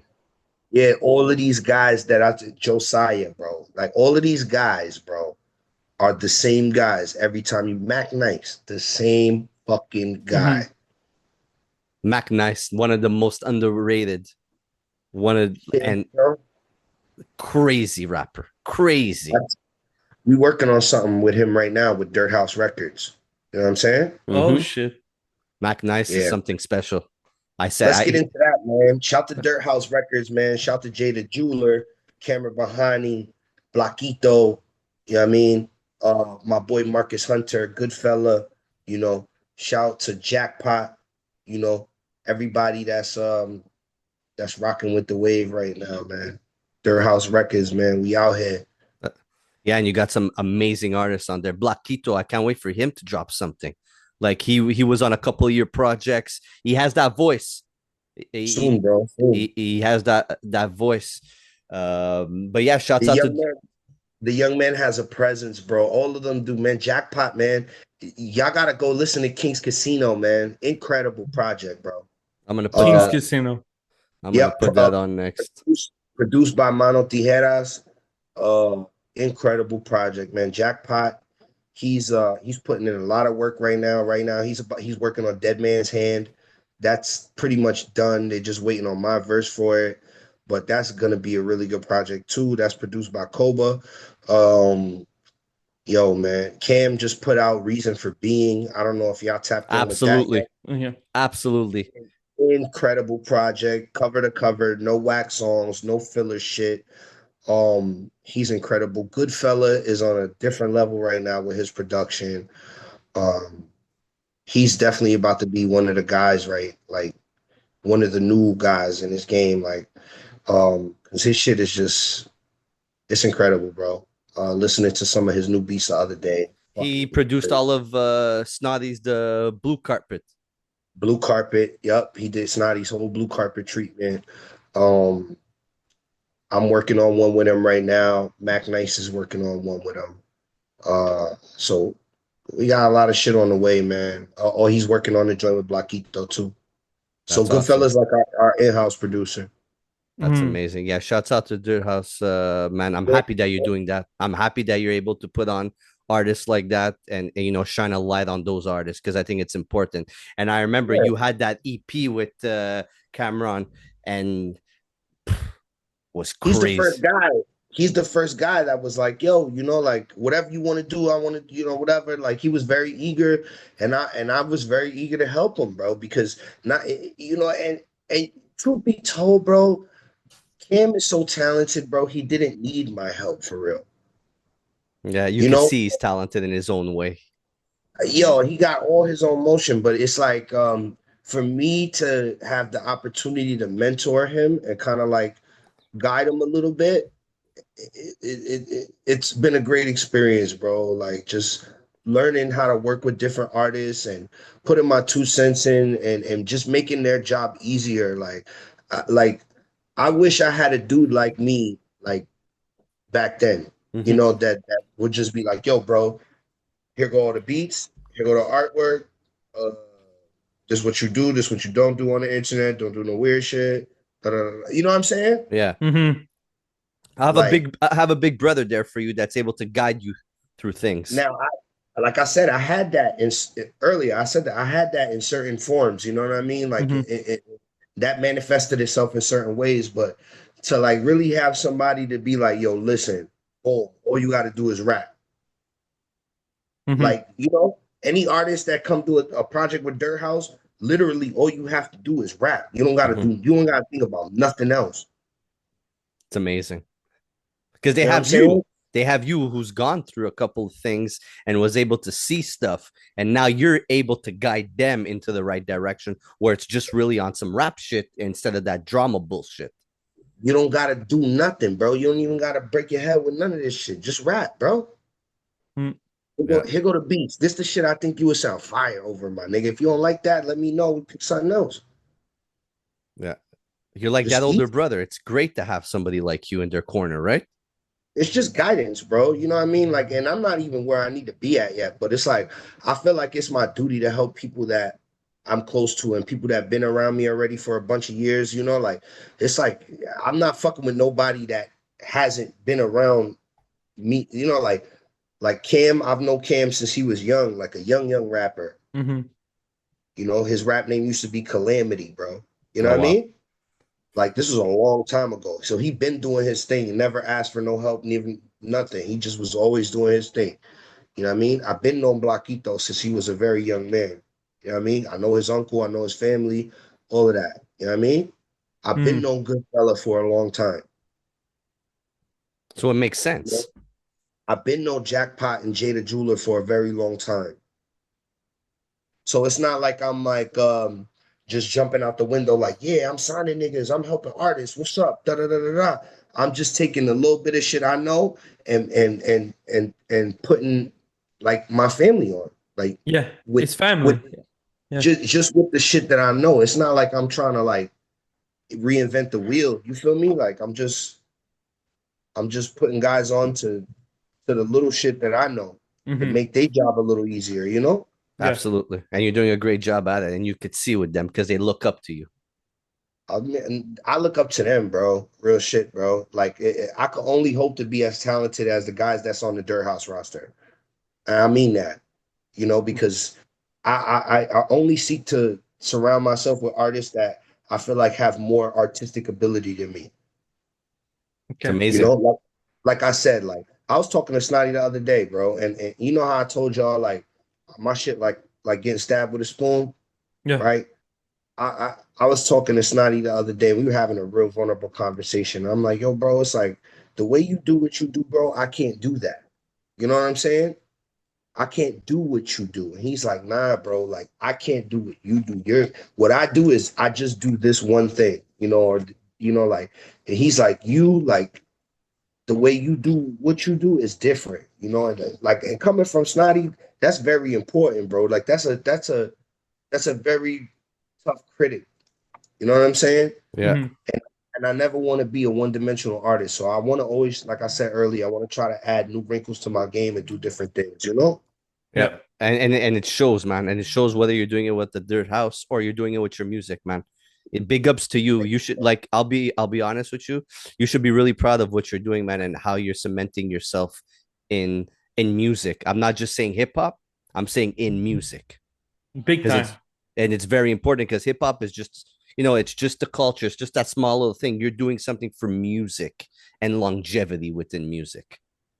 That means a lot to me, bro. And you know, that's a lot of, like I said, you know, going back to Cameron Bahani, you know, that's a lot of the reason why I love his music, bro. It's not, it doesn't all have to be gangster shit. It You know what doesn't. I'm Mm-hmm. saying? None of it doesn't. Like I've been saying this whole episode. If you could relate to it somehow, then you could relate to it somehow, and it could shed a different light on you than just like you're saying the gangster shit or the gangster music. Like You mark my words, right? You mark my words, and I said it on this show, right? Cameron Bahani is going to be the Juice World of the underground. I Yeah. And you know what? And I don't know Malenko if you've heard him, but you could hear in his voice and how he really approaches his projects. Like this project he approached, it's way different, way different. And you could hear it in him. And take a listen to it. For sure. I listened to it twice when it had come out, and it's a good project. It's a good Yes, project. yes, several good projects. You know, for sure, I'm listening. He's just a little under the radar right now, but we working on that, bro. You know what I mean? Like, and he's so, all the artists on Dirt House, bro, they all work hard, bro. They all want to do the right thing, and it's like we all have good intentions, you know. And my only intention is to create some type of long-term revenue stream for myself. Yeah. Because I don't want to rap till I'm 80, you know. But at the same time, introduce new talent to a space where we're used to listening to the same guys. Yeah. Yeah, and you're putting people onto artists that people might not hear of. And that's what we try and do with the podcast, me and Malenko. Like, there's artists that we're super interested in, and we know other people aren't into them or haven't heard of them. So we invest our time in them, and you're investing your time with these artists. I think they're artists that you guys should also invest time in as well. You know what I'm saying? Like, absolutely. As far as consuming the product, I would love for you guys to tap into the guys right now and really see what we got going on. It's going to be a lot of good things on the way soon. We're not going to stop. As often as these guys create projects is as often as I'm going to put them out. 100%. And me and Malenko, as soon as these artists come out, we're gonna listen to them and we're gonna review them for sure, because we want to get into new artists.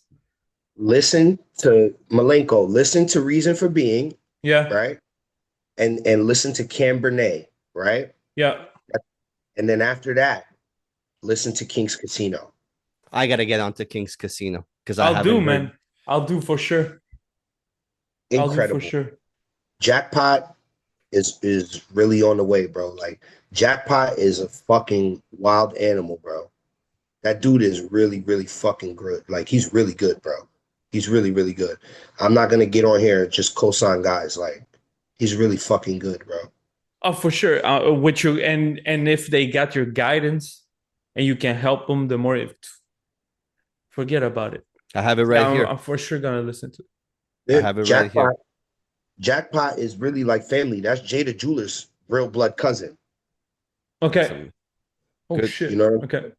You know, Jada Jeweler, like my family. Like, I've known Jackpot for a very long time. You know. Okay.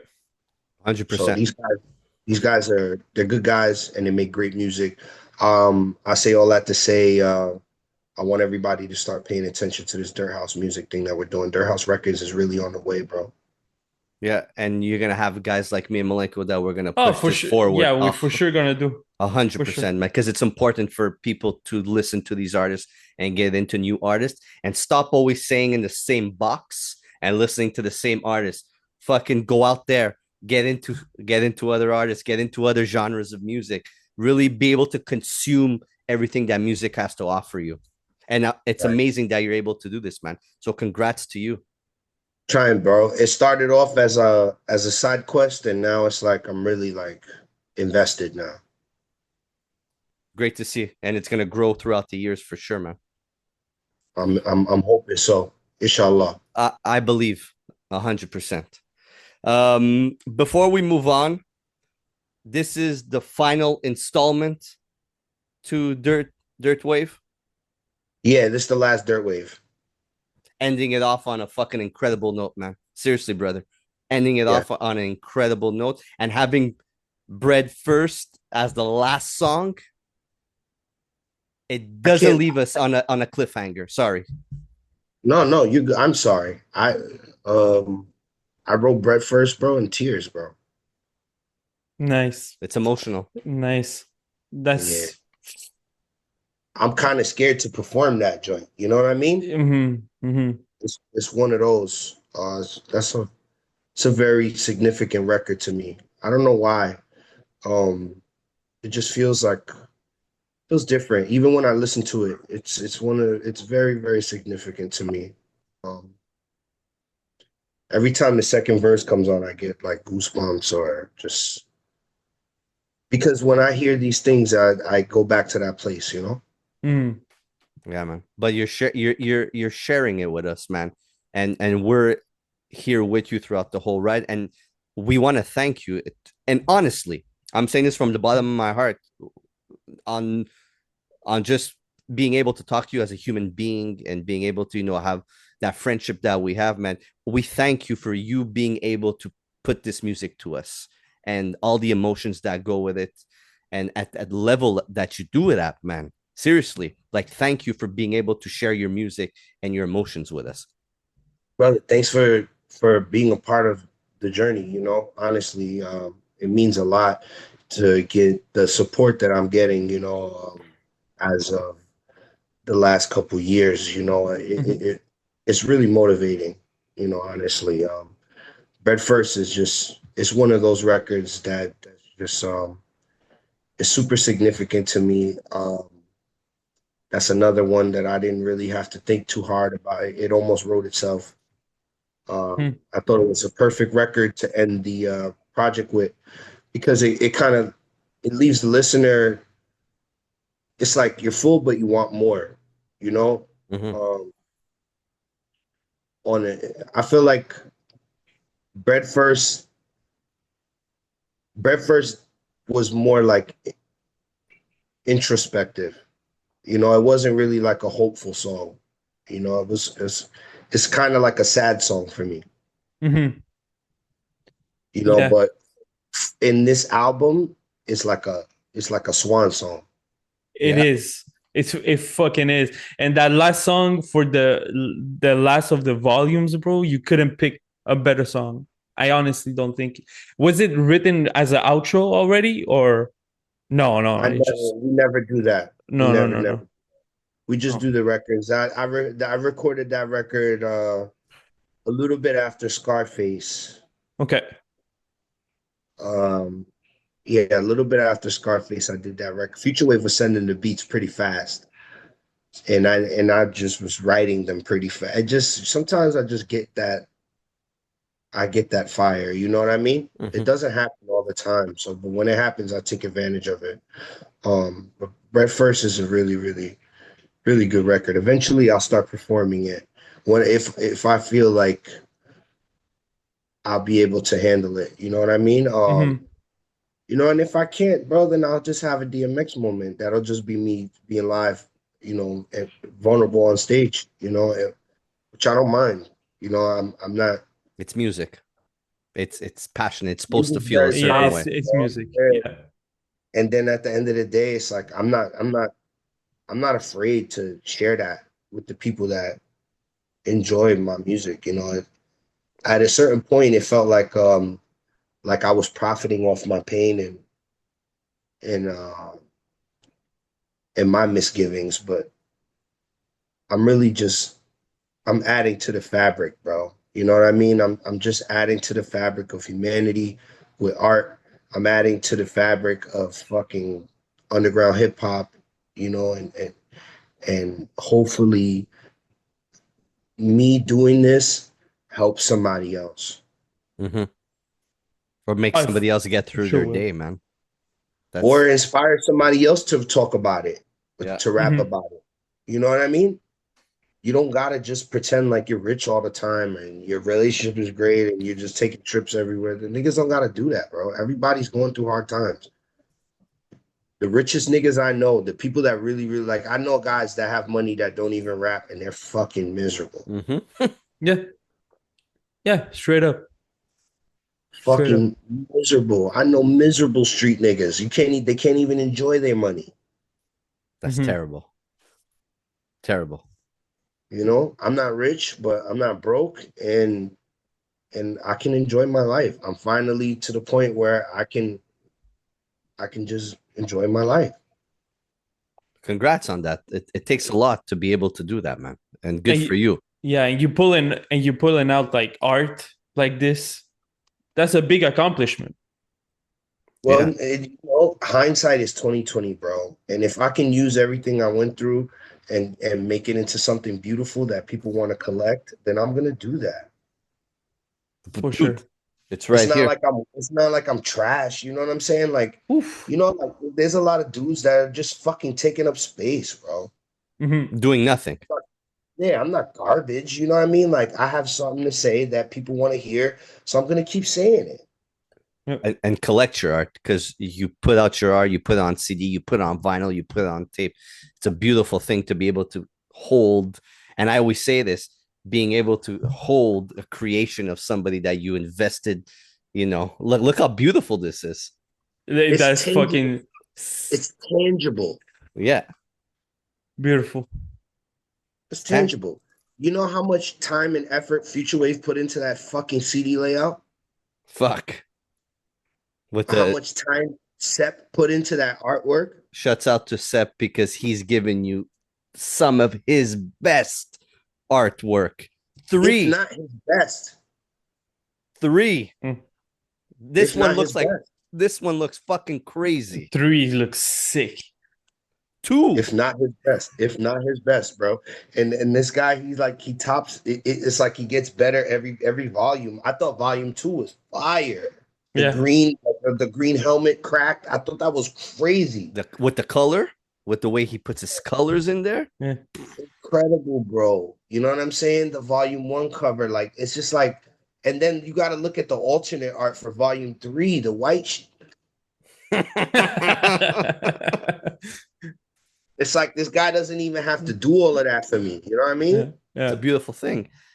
It's a beautiful thing. And look, whatever you guys release for Dirtwave, I'm buying everything on CD. If it comes out on CD, I'm buying it. I gotta send you a vinyl, man. The artwork in here is incredible, but I have everything on CD. But you know what? When I meet you in person and we're able to talk in person and you're able to sign that for me in person, man, give you a vinyl, and I'm gonna start your vinyl collection for you, so I can spend more money. Yes, your wife's gonna be mad, but you're gonna have a new hobby. Thank you. I need more fucking hobbies. What's up, man? Let's talk wrestling. Exactly what I was getting myself into. Clash in Paris. Oh shit.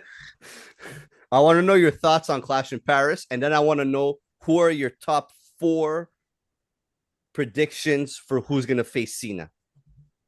Clash was underwhelming for me. It was the beginning and the end. That's it. The first match with Roman and then you know what though? I think the match itself was a good length, duration. Duration. Yeah, it was a good duration. After the match, the schmaz after, I felt like they stretched it a bit much. They had to write him off, and you have to destroy Roman Reigns to write him off for 6 months. That was a lot, though, bro. Like, that was a lot, bro. Braun Breaker, through the table. All right, cool, good spot. 3 tsunamis. 3 tsunamis, and then you run back down the ramp and he did the flip spear. I'm like, and then that hasn't looked cool since the first time he did it. Let's get that out the way. He's too fast. He needs to relax, and he needs to really, like he's done it 3 times really well, but now he's just diving. He pulled it this time. So it looked weird. Like it looked like he jumped way too early. Yeah. I want to see the impact. You know what I'm saying? Like, yeah. But Roman is a big guy also. When he was doing those spears, he wasn't doing it to big guys. Right. But then I think too, because Roman is such a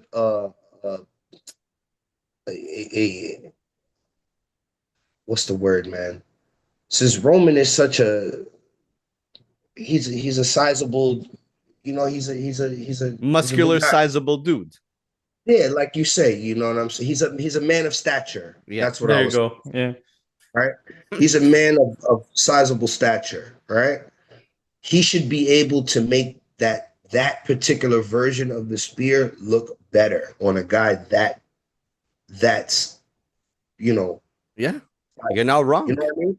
Yeah, absolutely. Uh, What about through the table when he came out of nowhere on the table? That I like that spot.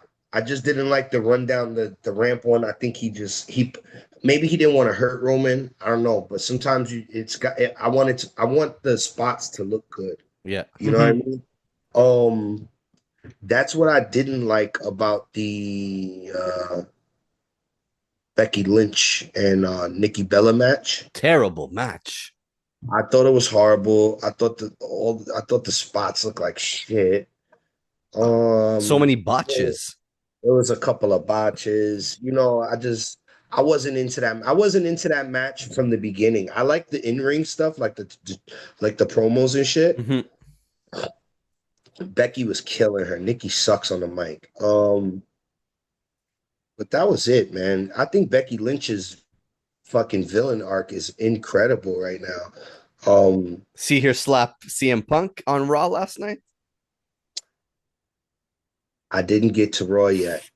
But I'm gonna watch it. I didn't like her interfering during the last match. I liked it. It was on like Sid and Nancy type shit. Like she was like, you know what? Okay, here, let me tell it to you this way.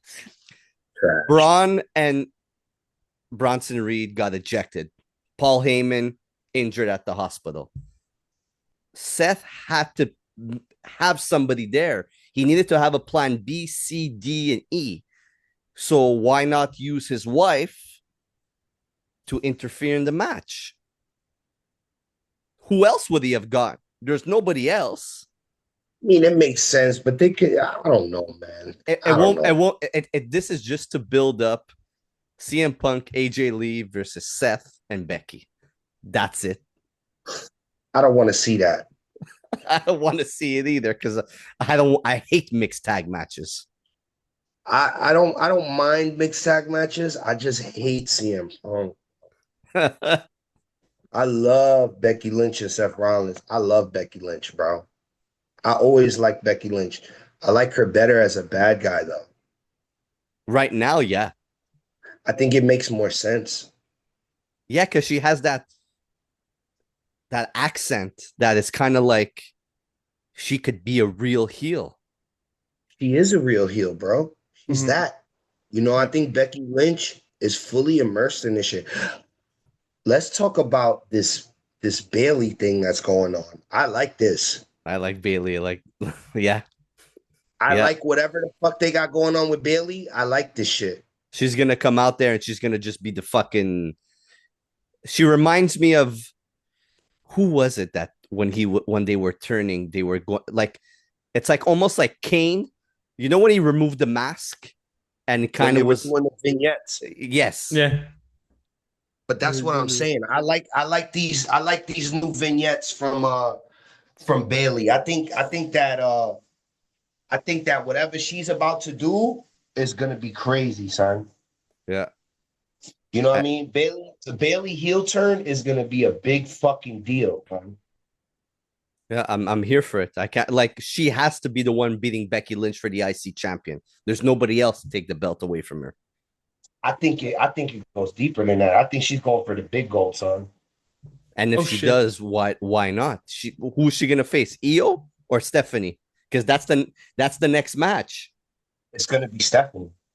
You think Stephanie's gonna win son, the big one? You don't see the push that she's getting right now? Oh yeah. I love Stephanie.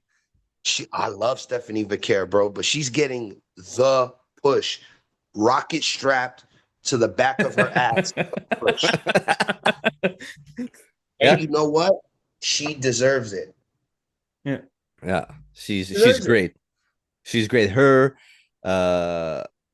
Becky right now, fucking I love Io Sky. Love Io, son. I like that how that they doing that little riff with Rhea and all of them. I I like that. But Like Rhea's damage taking a back control. seat though. Like Yeah. for She had. now, They giving her run. She might be hurt. yeah.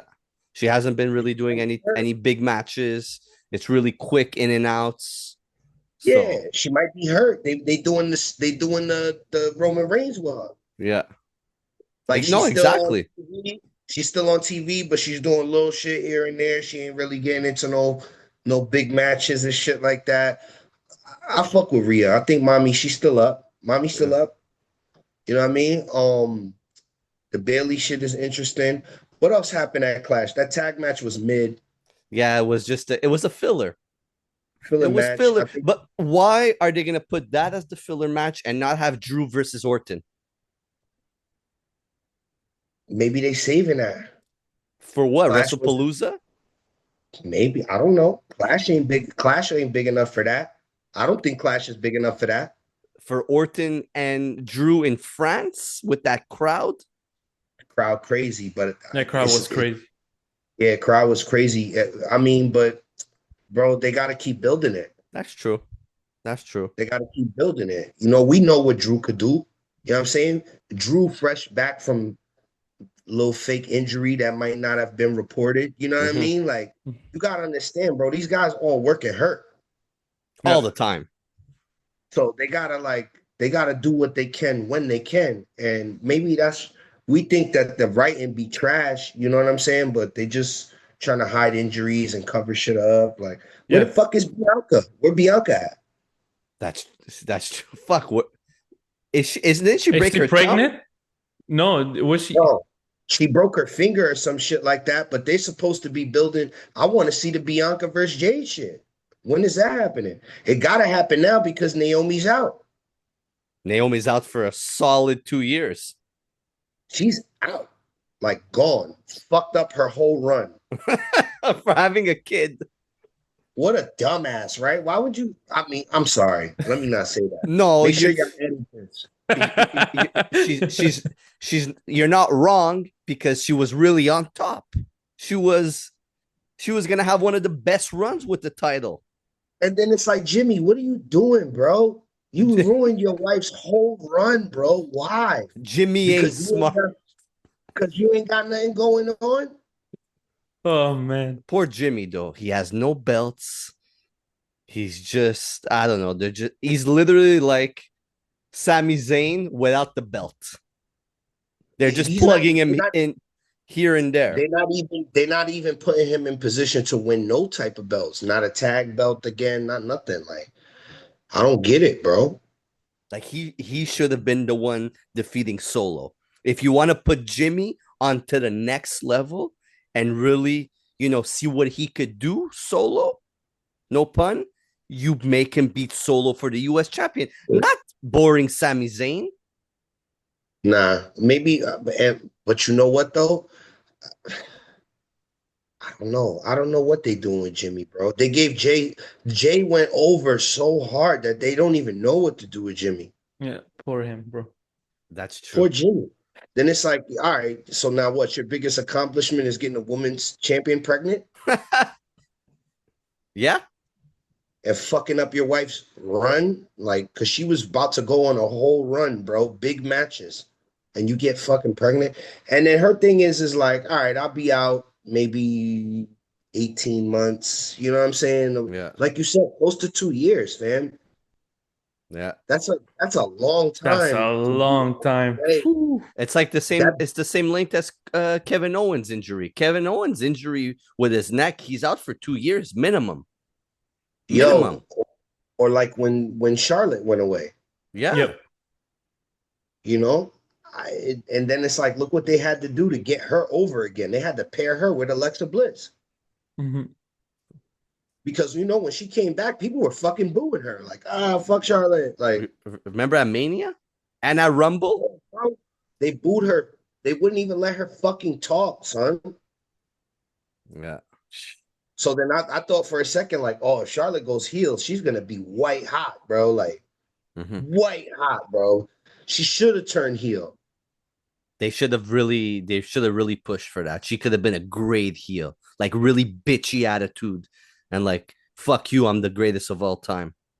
He tried. You could tell she tried a little bit. They were like experimenting with it, but maybe she just didn't like that, bro. Like She wasn't for it. Everybody can't be that, bro. Yeah. No. You know what I'm saying? Like, so they put her with Alexa Bliss because Alexa Bliss had just came back, you know, so she's over.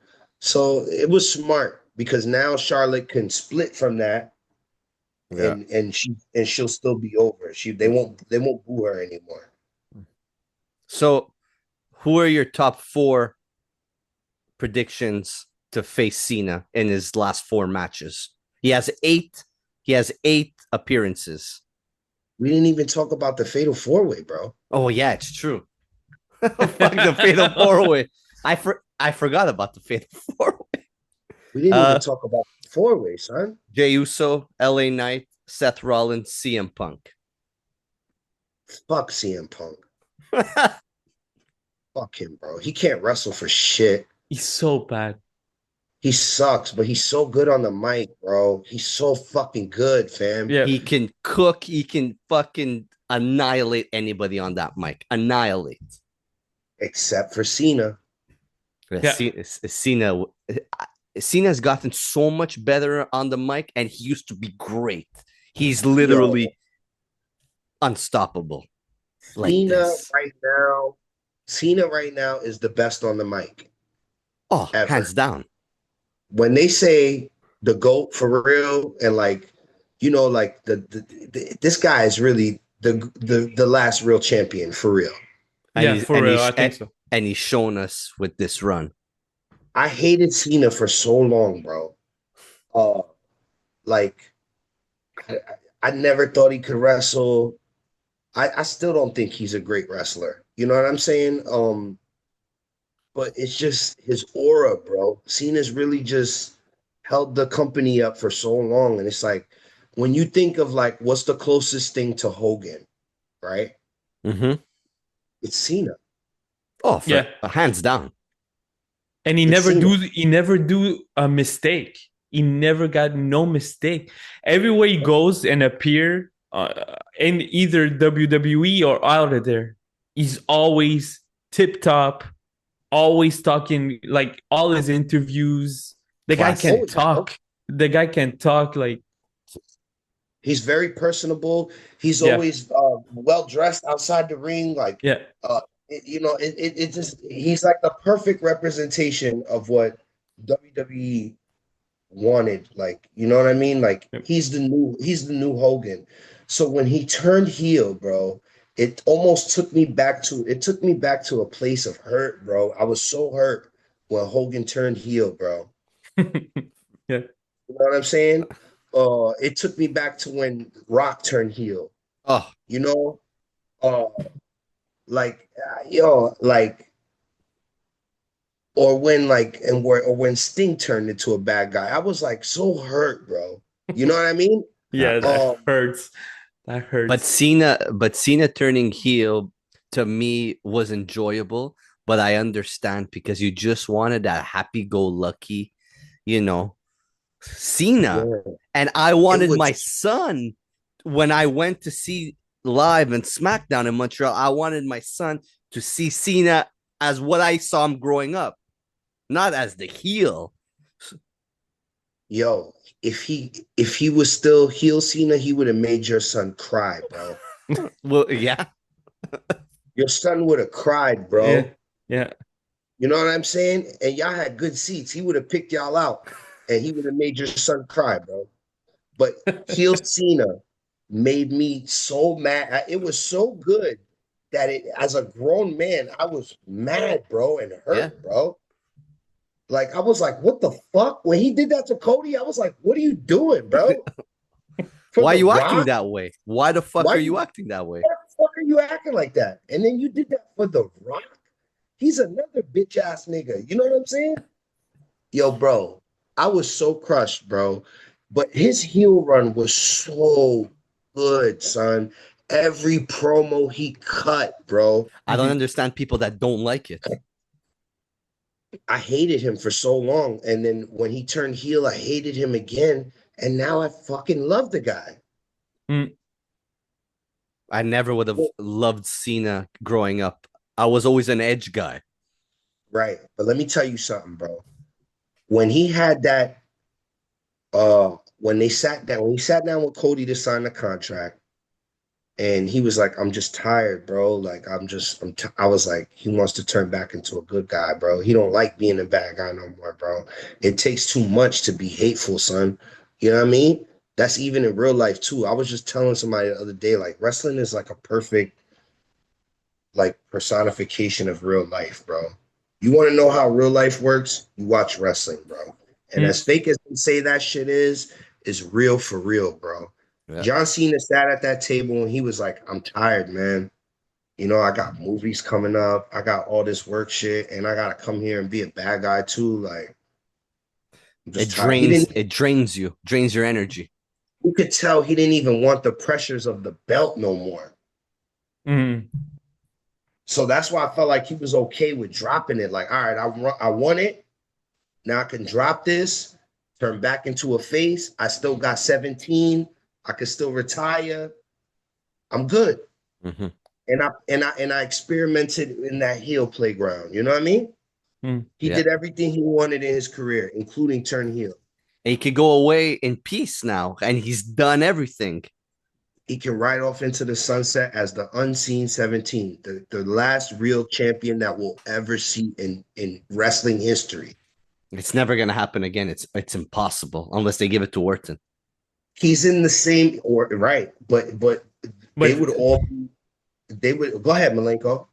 Orton is not the same aura though. Like it's not the same aura. Son. John Cena done everything, man. John Cena done everything with everyone, dude. Cena's up there, Malenko, bro, with Andre the Giant. Yeah. He's one of them, bro. Like Mount Rushmore shit. You know what I'm saying? Yeah. Rock not even Mount Rushmore to me. Cena's Mount Rushmore. Yeah. Oh, I removed the Rock off Mount Rushmore in fucking 2010, if not before. Cena's Mount Rushmore, bro. Like a real Mount Rushmore and what that looks like. Cena over Rock any day of the week. Look how Cena's up there. Bret Hart is up there. A real champion, like somebody that took being a champion seriously. Mm-hmm. Shawn Michaels. Flair. You know what I mean? Like there's only a Harley Race. There's only a few guys that can go on that thing, bro. Mm-hmm. Yeah. No, The Rock didn't take it seriously. The Rock didn't want to be in wrestling. He wanted to be a movie star. Fuck The Rock, bro. Mm-hmm. Fuck him. Yeah. Fuck him forever, bro. But it's just, you know, even I'm not gonna say honorable mention Triple H. I'm not gonna put him on Mount Rushmore. Honorable mention Triple H. Honorable mention Stone Cold, Undertaker. You know what I'm saying? Yeah. Undertaker is on Mount Rushmore. 100%. Yeah. Honorable mention Foley. You know what I'm saying? Like, there's guys. That's my guy. Yeah. Kidding me? That's my guy.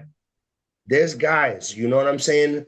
Cena's there with all of those guys. He's woven into the fabric and the tapestry of wrestling history forever. He's goated.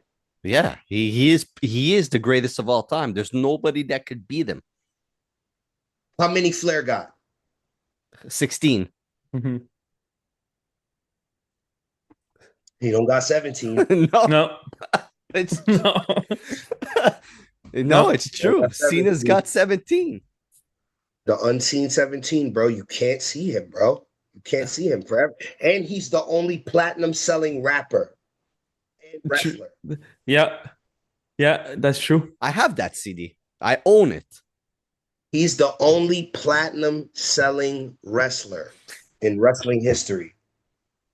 And it wasn't bad raps either. It wasn't that bad. No, he has Murs.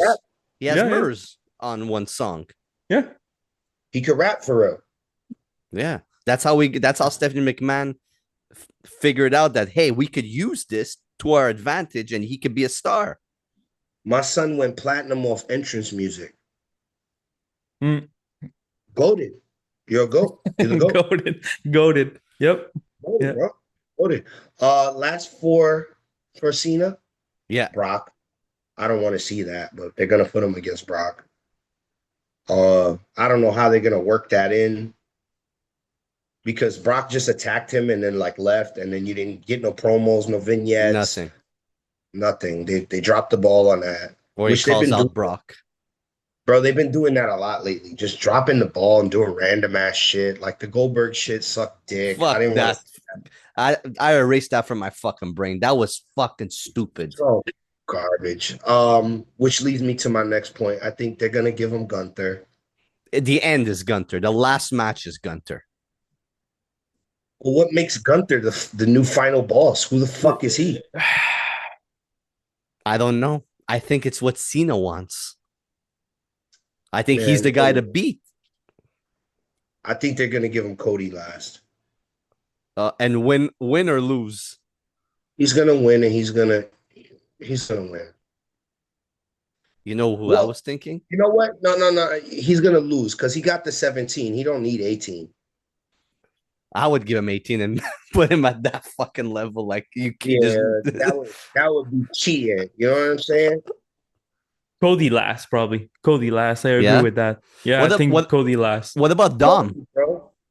They're not gonna give him. No, not Dom. No. Oh, we didn't even talk about that fucking bullshit with Logan Paul. I didn't mind it. They had a good match. Cena had 12 moves, 15 moves in there. He threw some new shit in there. I saw a headbutt.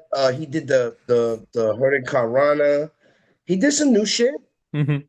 Yeah, he tried to step it up a little bit.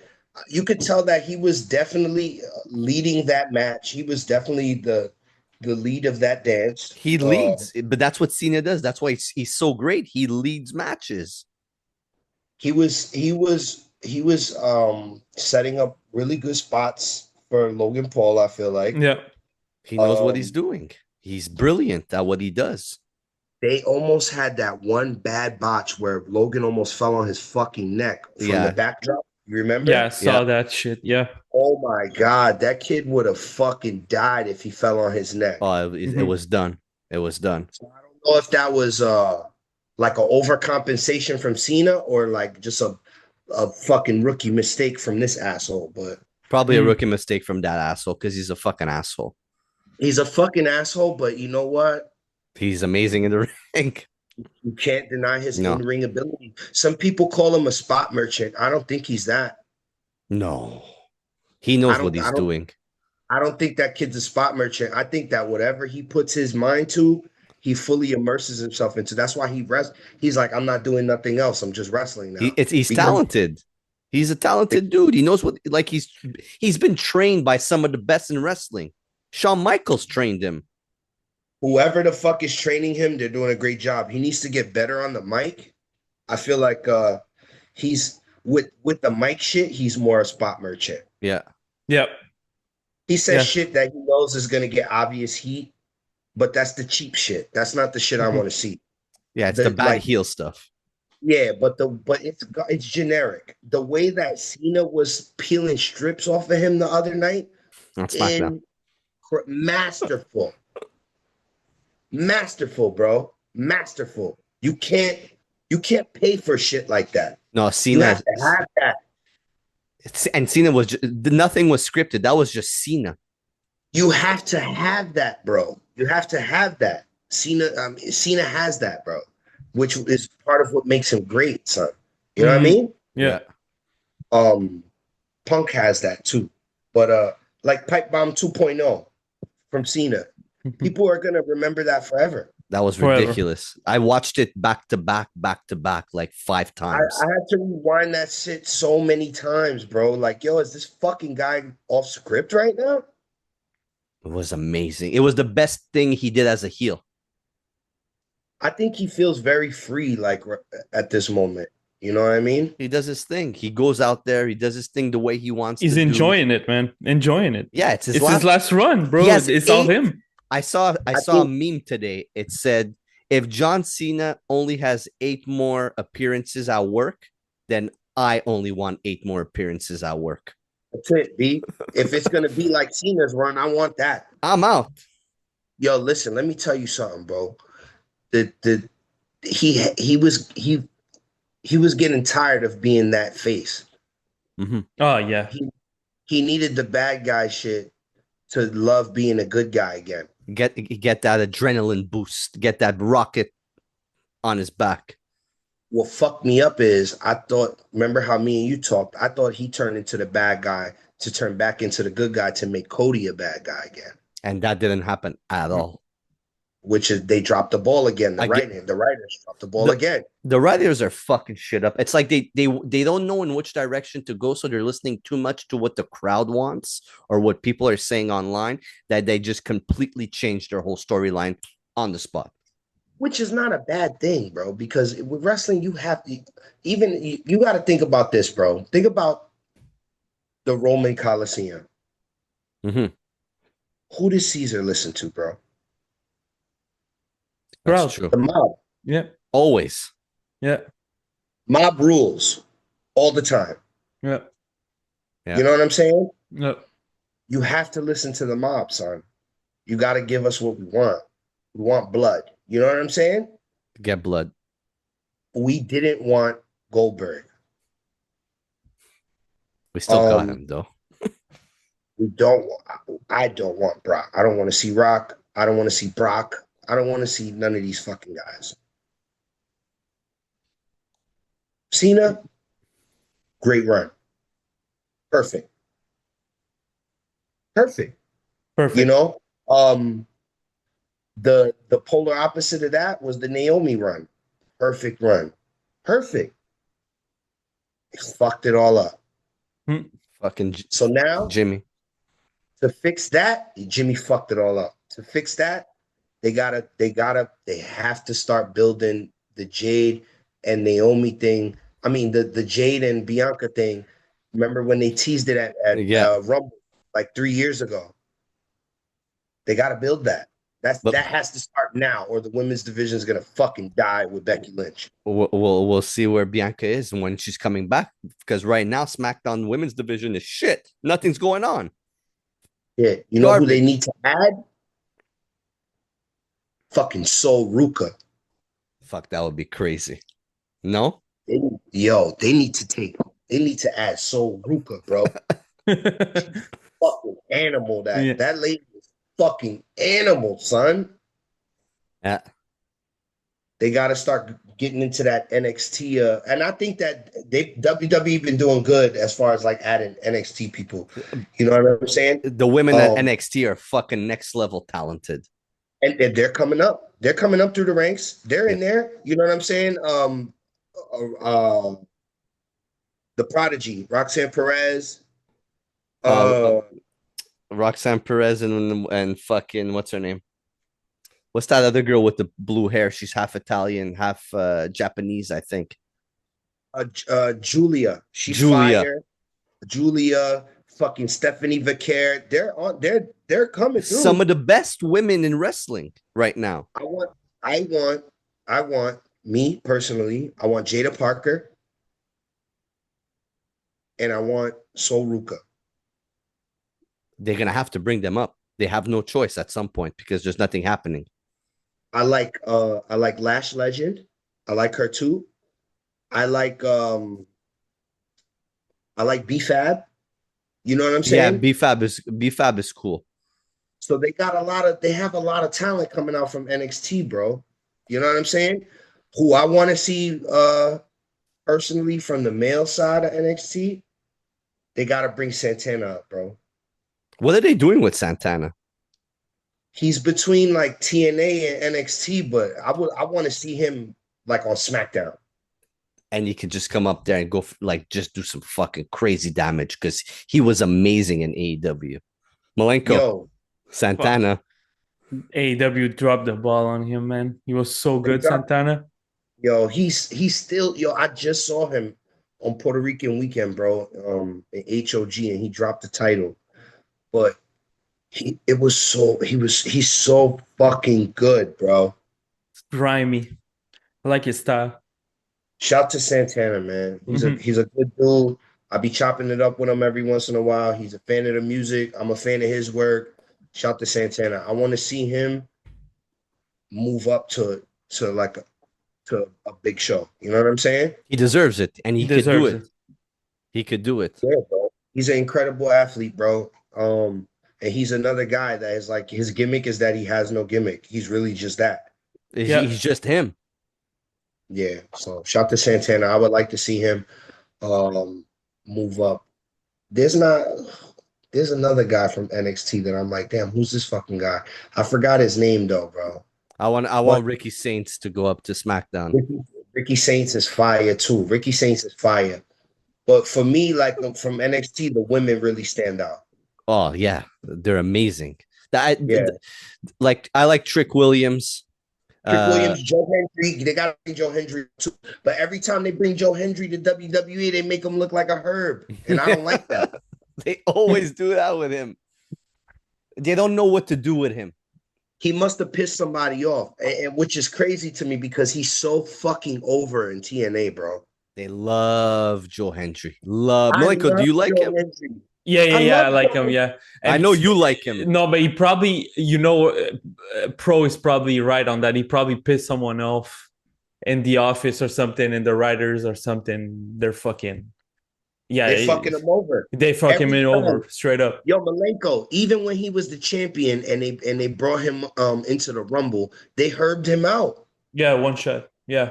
It's like they was trying to make him look weak. They try to make his character look weak. They tried to make that belt the TNA belt, they try to make that look weak. Yeah. It's like that's one thing I don't like about WWE. They still be doing little stupid shit behind the scenes, like trying to downplay the other little promotions that are under them and shit. Yeah, that's fucking stupid. They should work with them, bro. The only person they should be working against is fucking AEW and Tony Khan. All them other indies, WWE should be sourcing fucking talent from them, bro. Yeah, because there's so much. And that's how they're gonna kill AEW. If they start doing that, that's when they kill all the competition. And I don't want AEW to die. No, me neither. They're needed. They're very needed. Yeah. I don't want AEW to die, bro. I just want them to fucking do the right thing, bro. They need like better direction, fam. Like they have the production, they have the money, they have the talent. Why isn't the product as good as WWE? Absolutely. Yeah. They have the matches too. The matches are always good. They have dream matches. They have matches you would never even fucking dream of, son. Yeah. I still haven't watched the new Forbidden Door. Yeah, me neither. I haven't. I didn't watch it either. But apparently, the fucking MJF Hangman Adam Page is out of this world. What did they do to fucking MJF, bro? Why would they ruin that man's fucking character like that, son? Yeah, MJF is incredible. Fucking megastar. Yeah, the best on the mic. You want to talk about best on the mic as a heel? Next level. MJF is really that guy, bro. He's really the guy, bro. I feel like he fucked himself up taking the money instead of the look. Yeah, because you can do that. He should have took the WWE look. I don't know if he would have went to WWE with his AEW attitude. He wouldn't have got over in the locker room. They would have hated how he is. He wouldn't have got over in the locker room at all. He would have been kind of like a CM Punk, like kind of like on your own island type thing. You know what I'm saying? Because he is in AEW on his own island. He has his own space. In WWE, he wouldn't have that space. He wouldn't have his own space. You know what I'm saying? But they're not capitalizing on who he could be. Yeah. He could be Tony the Khan best. He's not a wrestling guy, bro. They gotta hire Shane McMahon, bro. That would be a move. But you know what? To your point of MJF, if he would be in WWE, him and fucking Cody right now would it would be. They would be on fire, son. That's a perfect foil for Cody Rhodes. Right? Yeah. Oof, that would be MJF crazy. is the perfect bad guy to beef with any. Imagine MJF versus Seth. Oh, fuck. It's a dream. Like a long running feud, though. You know what I'm saying? Yeah. Then MJF forms his own faction and be crazy. Who would be in MJF's WWE faction? I would probably right now Karrion Kross. Karrion Kross would probably be good in there. Dominic, I think Dominic would be Dom with MJF. But he's not leaving Judgment Day, and I don't No, see for sure, MJF. for sure. I don't see MJF joining Judgment Day. No. No, That would, never. that would be whack. No, you know who he would. You know what would be crazy? He would literally probably take Grayson Waller and what's his name? The fuck's the other guy's name that got injured? Austin Theory. Austin Theory. That guy, those guys are good workers. They would be crazy with MJF. I'm fucking telling you, they would be crazy because they're all dicks and assholes. I like them guys. Who else? That'd be cool. So MJF carrying Cross and A-Town Down Under. Oh, that would be fucking crazy. Yo. And put the New Day. The New Day. Dude. Yo, I love New Day's heel run, bro. Oh. And coming out in the funeral clothes and shit like that. I love that shit, bro. I think it's so fucking hilarious, bro. Very entertaining stuff. Absolutely. Bro, we need you on the next review, WWE. You gotta come on for the review.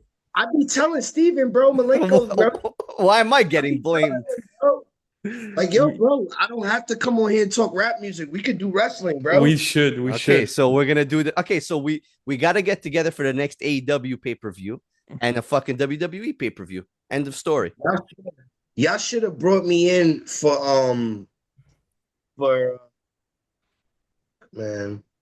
the AAA joint.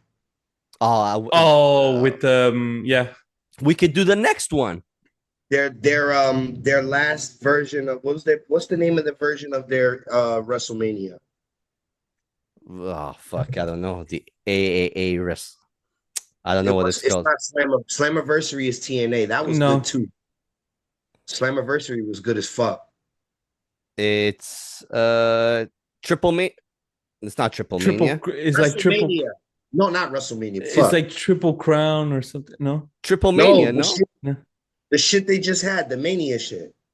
I think it's called Triple Mania. It was Triple Mania. So good, bro. Yeah, Triple Mania. Penta was there. So fucking good. That was when Dom went in there to defend the belt. Yeah, Dom's great. I'm sorry, Dom's great. It's so good, bro. He's having a run right now, bro. I hated Dominic Mysterio. Now he's over, bro. He's way over. He's great to have around, bro. Especially in AAA, way over, bro. He's over out there, bro. They love him in AAA. Oh, he's gonna win the belt there. I'm telling you. I think he's gonna be the mega champion over there. He's gonna be the mega champion. He's gonna have 2 belts. It'll be fucking crazy. And then what's fire is that the new merger and now how they have the AAA guys on main roster and have the main roster guys going to AAA is gonna make for some really good storyline, bro. Yeah, you know what you should do, bro? You should have your own podcast for just wrestling. Nah, I mean, I don't know, bro. I fuck with wrestling. I obviously I love wrestling. If anytime you guys do a review on a pay-per-view or something like that, I'd be with it. 100%. For sure, 100%, man. Malenko, what else we got for pro? Man, a big thank you, bro. A big thank you, man, for your time and for your energy and for putting this work in, man. DIRTWAVE 3. Everybody go cop and listen to this shit, man. Fuck. 100%. What's your rating system on here? What's your rating system on here? I forgot it. 10. We put on 10. Always on 10. You want to 10? You want to go first? Me? For 10? Yeah, I could go 10. This is one of my favorite for this year. And I'm not even kidding because you're here or whatever the fuck. But no, the shit is, again, I think this my favorite of yours. That's for sure. I think that's my favorite. The DIRTWAVE series you're talking about in general? In general. You know what I like about that, about your opinion about it, brother? It means a lot because you listen to things outside of our space. Yeah. You listen to everything. So I hear you guys as like your yearly reviews. You listen to everything. So for you to have such a vast, musical taste and still consider that one of my best projects, I appreciate that, bro. But Because yeah, for sure. Reasonable was probably my favorite of yours because of the passion of it, and I can relate to it.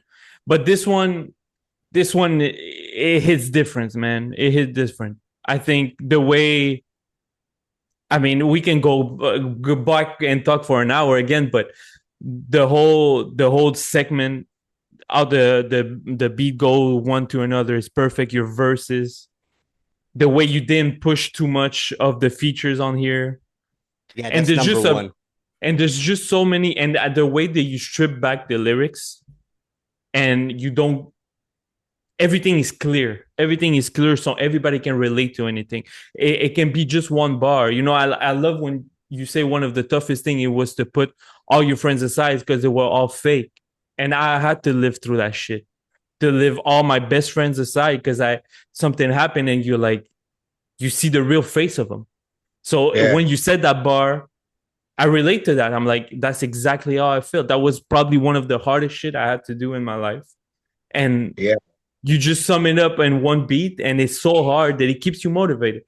Or do you say yeah, that like you had to get up by the bootstrap every fucking day and go and put in work in, and that's exactly what I'm all about, just working hard. So, and getting up and doing shit you don't want to do, but you still need to do it. That's fucking life. If you stop yeah, bro.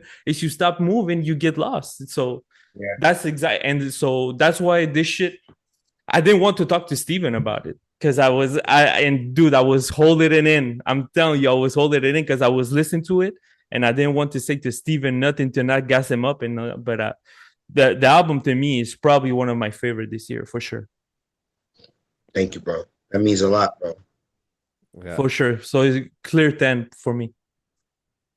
I'm guessing you want mine. Yeah, it's your turn, bro. So this is the way I'm going to break it down for you. For me to give something a 10, I need to listen to it for 5 years. And 10 is 10 is classic. 10, Mm. the rating 10 is a classic, right? And you can't consider something a classic until you have a good solid 5 years of it being out for you to be able to revisit consistently. That's just how I rate stuff. This album, Mm. I'm giving it a 9.5. And Mm. this is probably Reasonable Dirt to me was your most vulnerable project, your most your heart and soul project. Okay. And I related to it the most. But my favorite pro Dillinger is DIRTWAVE 3, meaning Mm. how you come correct on it, how you're present. You're very present on this project, and you tap into different pockets that I've never really heard you tap into, like Scarface. And that's why Scarface is my favorite Pro Dillinger song, because of how you've attacked it way differently than maybe you attack your other songs. Now, I'm Mm. not there with your writing process, so I don't know, but I could tell that you attacked that song way Mm-hmm. differently than you did other songs. And now, Mhm. when I get a project, there's a whole package that comes with it, right? And that's how I kind of like, give a score, or just like really have that emotion to it, where I'm like, you know what, this is probably one of the best projects of the year. And you were able to give that to us, you and Futurewave. Like, man, like there's not one song on here that's bad. It doesn't exist. It literally doesn't exist on this project. And I love revisiting it, because every time I revisit it, I get a different emotion or a different side of who you are as an artist on here. So I'm Mm. still I'm still learning from it. All your projects. And I really think you should be proud of this project, because to be able to put 3 projects out in the span of a year, okay, by the same producer, has to be one of the most difficult things that an artist could do, because you always want something different. How is the producer going to give you something different? How is the MC going to give you something different? And you guys were so able to do that with what all the stuff that you guys brought to the table with the DIRTWAVE series. And I think it's one of the best series of probably the last, 5, 6, 7 years, probably since, the Hitler Wears Hermes. you know, and because it's how different you were able to bring these projects, dude. Do you know how, like, I can't even think of how hard it is to make 3 from the same producer. You know what I mean? And to outdo the 2 others, that's what was for me. Like, you outdid the 2 others with this. And you know, pro, that I'm not and lying. it was good projects too. It's not easy to do. Exactly. And you know I'm not lying, because we've spoken about this off air. I said it. The feel of the album doesn't sound like the rest. It doesn't. Nah, because the first 2 albums was basically a batch of 20 songs. Yeah. This third one was just, you know, put to order fresh. Yeah. And I'm gonna tell you one thing also. I haven't opened it, right? I'm probably never gonna open it. But Covered in Dirt with Vic Spencer, I haven't heard it, and I don't want to hear it yet. I'm not in the mindset of being able to hear that song. I want to wait it out and be able to go to it when I feel comfortable and be like, fuck. You've only heard the version with my verse. Yeah. Exactly. Vic Spencer went crazy. Vic Spencer is a fucking different breed of an artist. Yeah.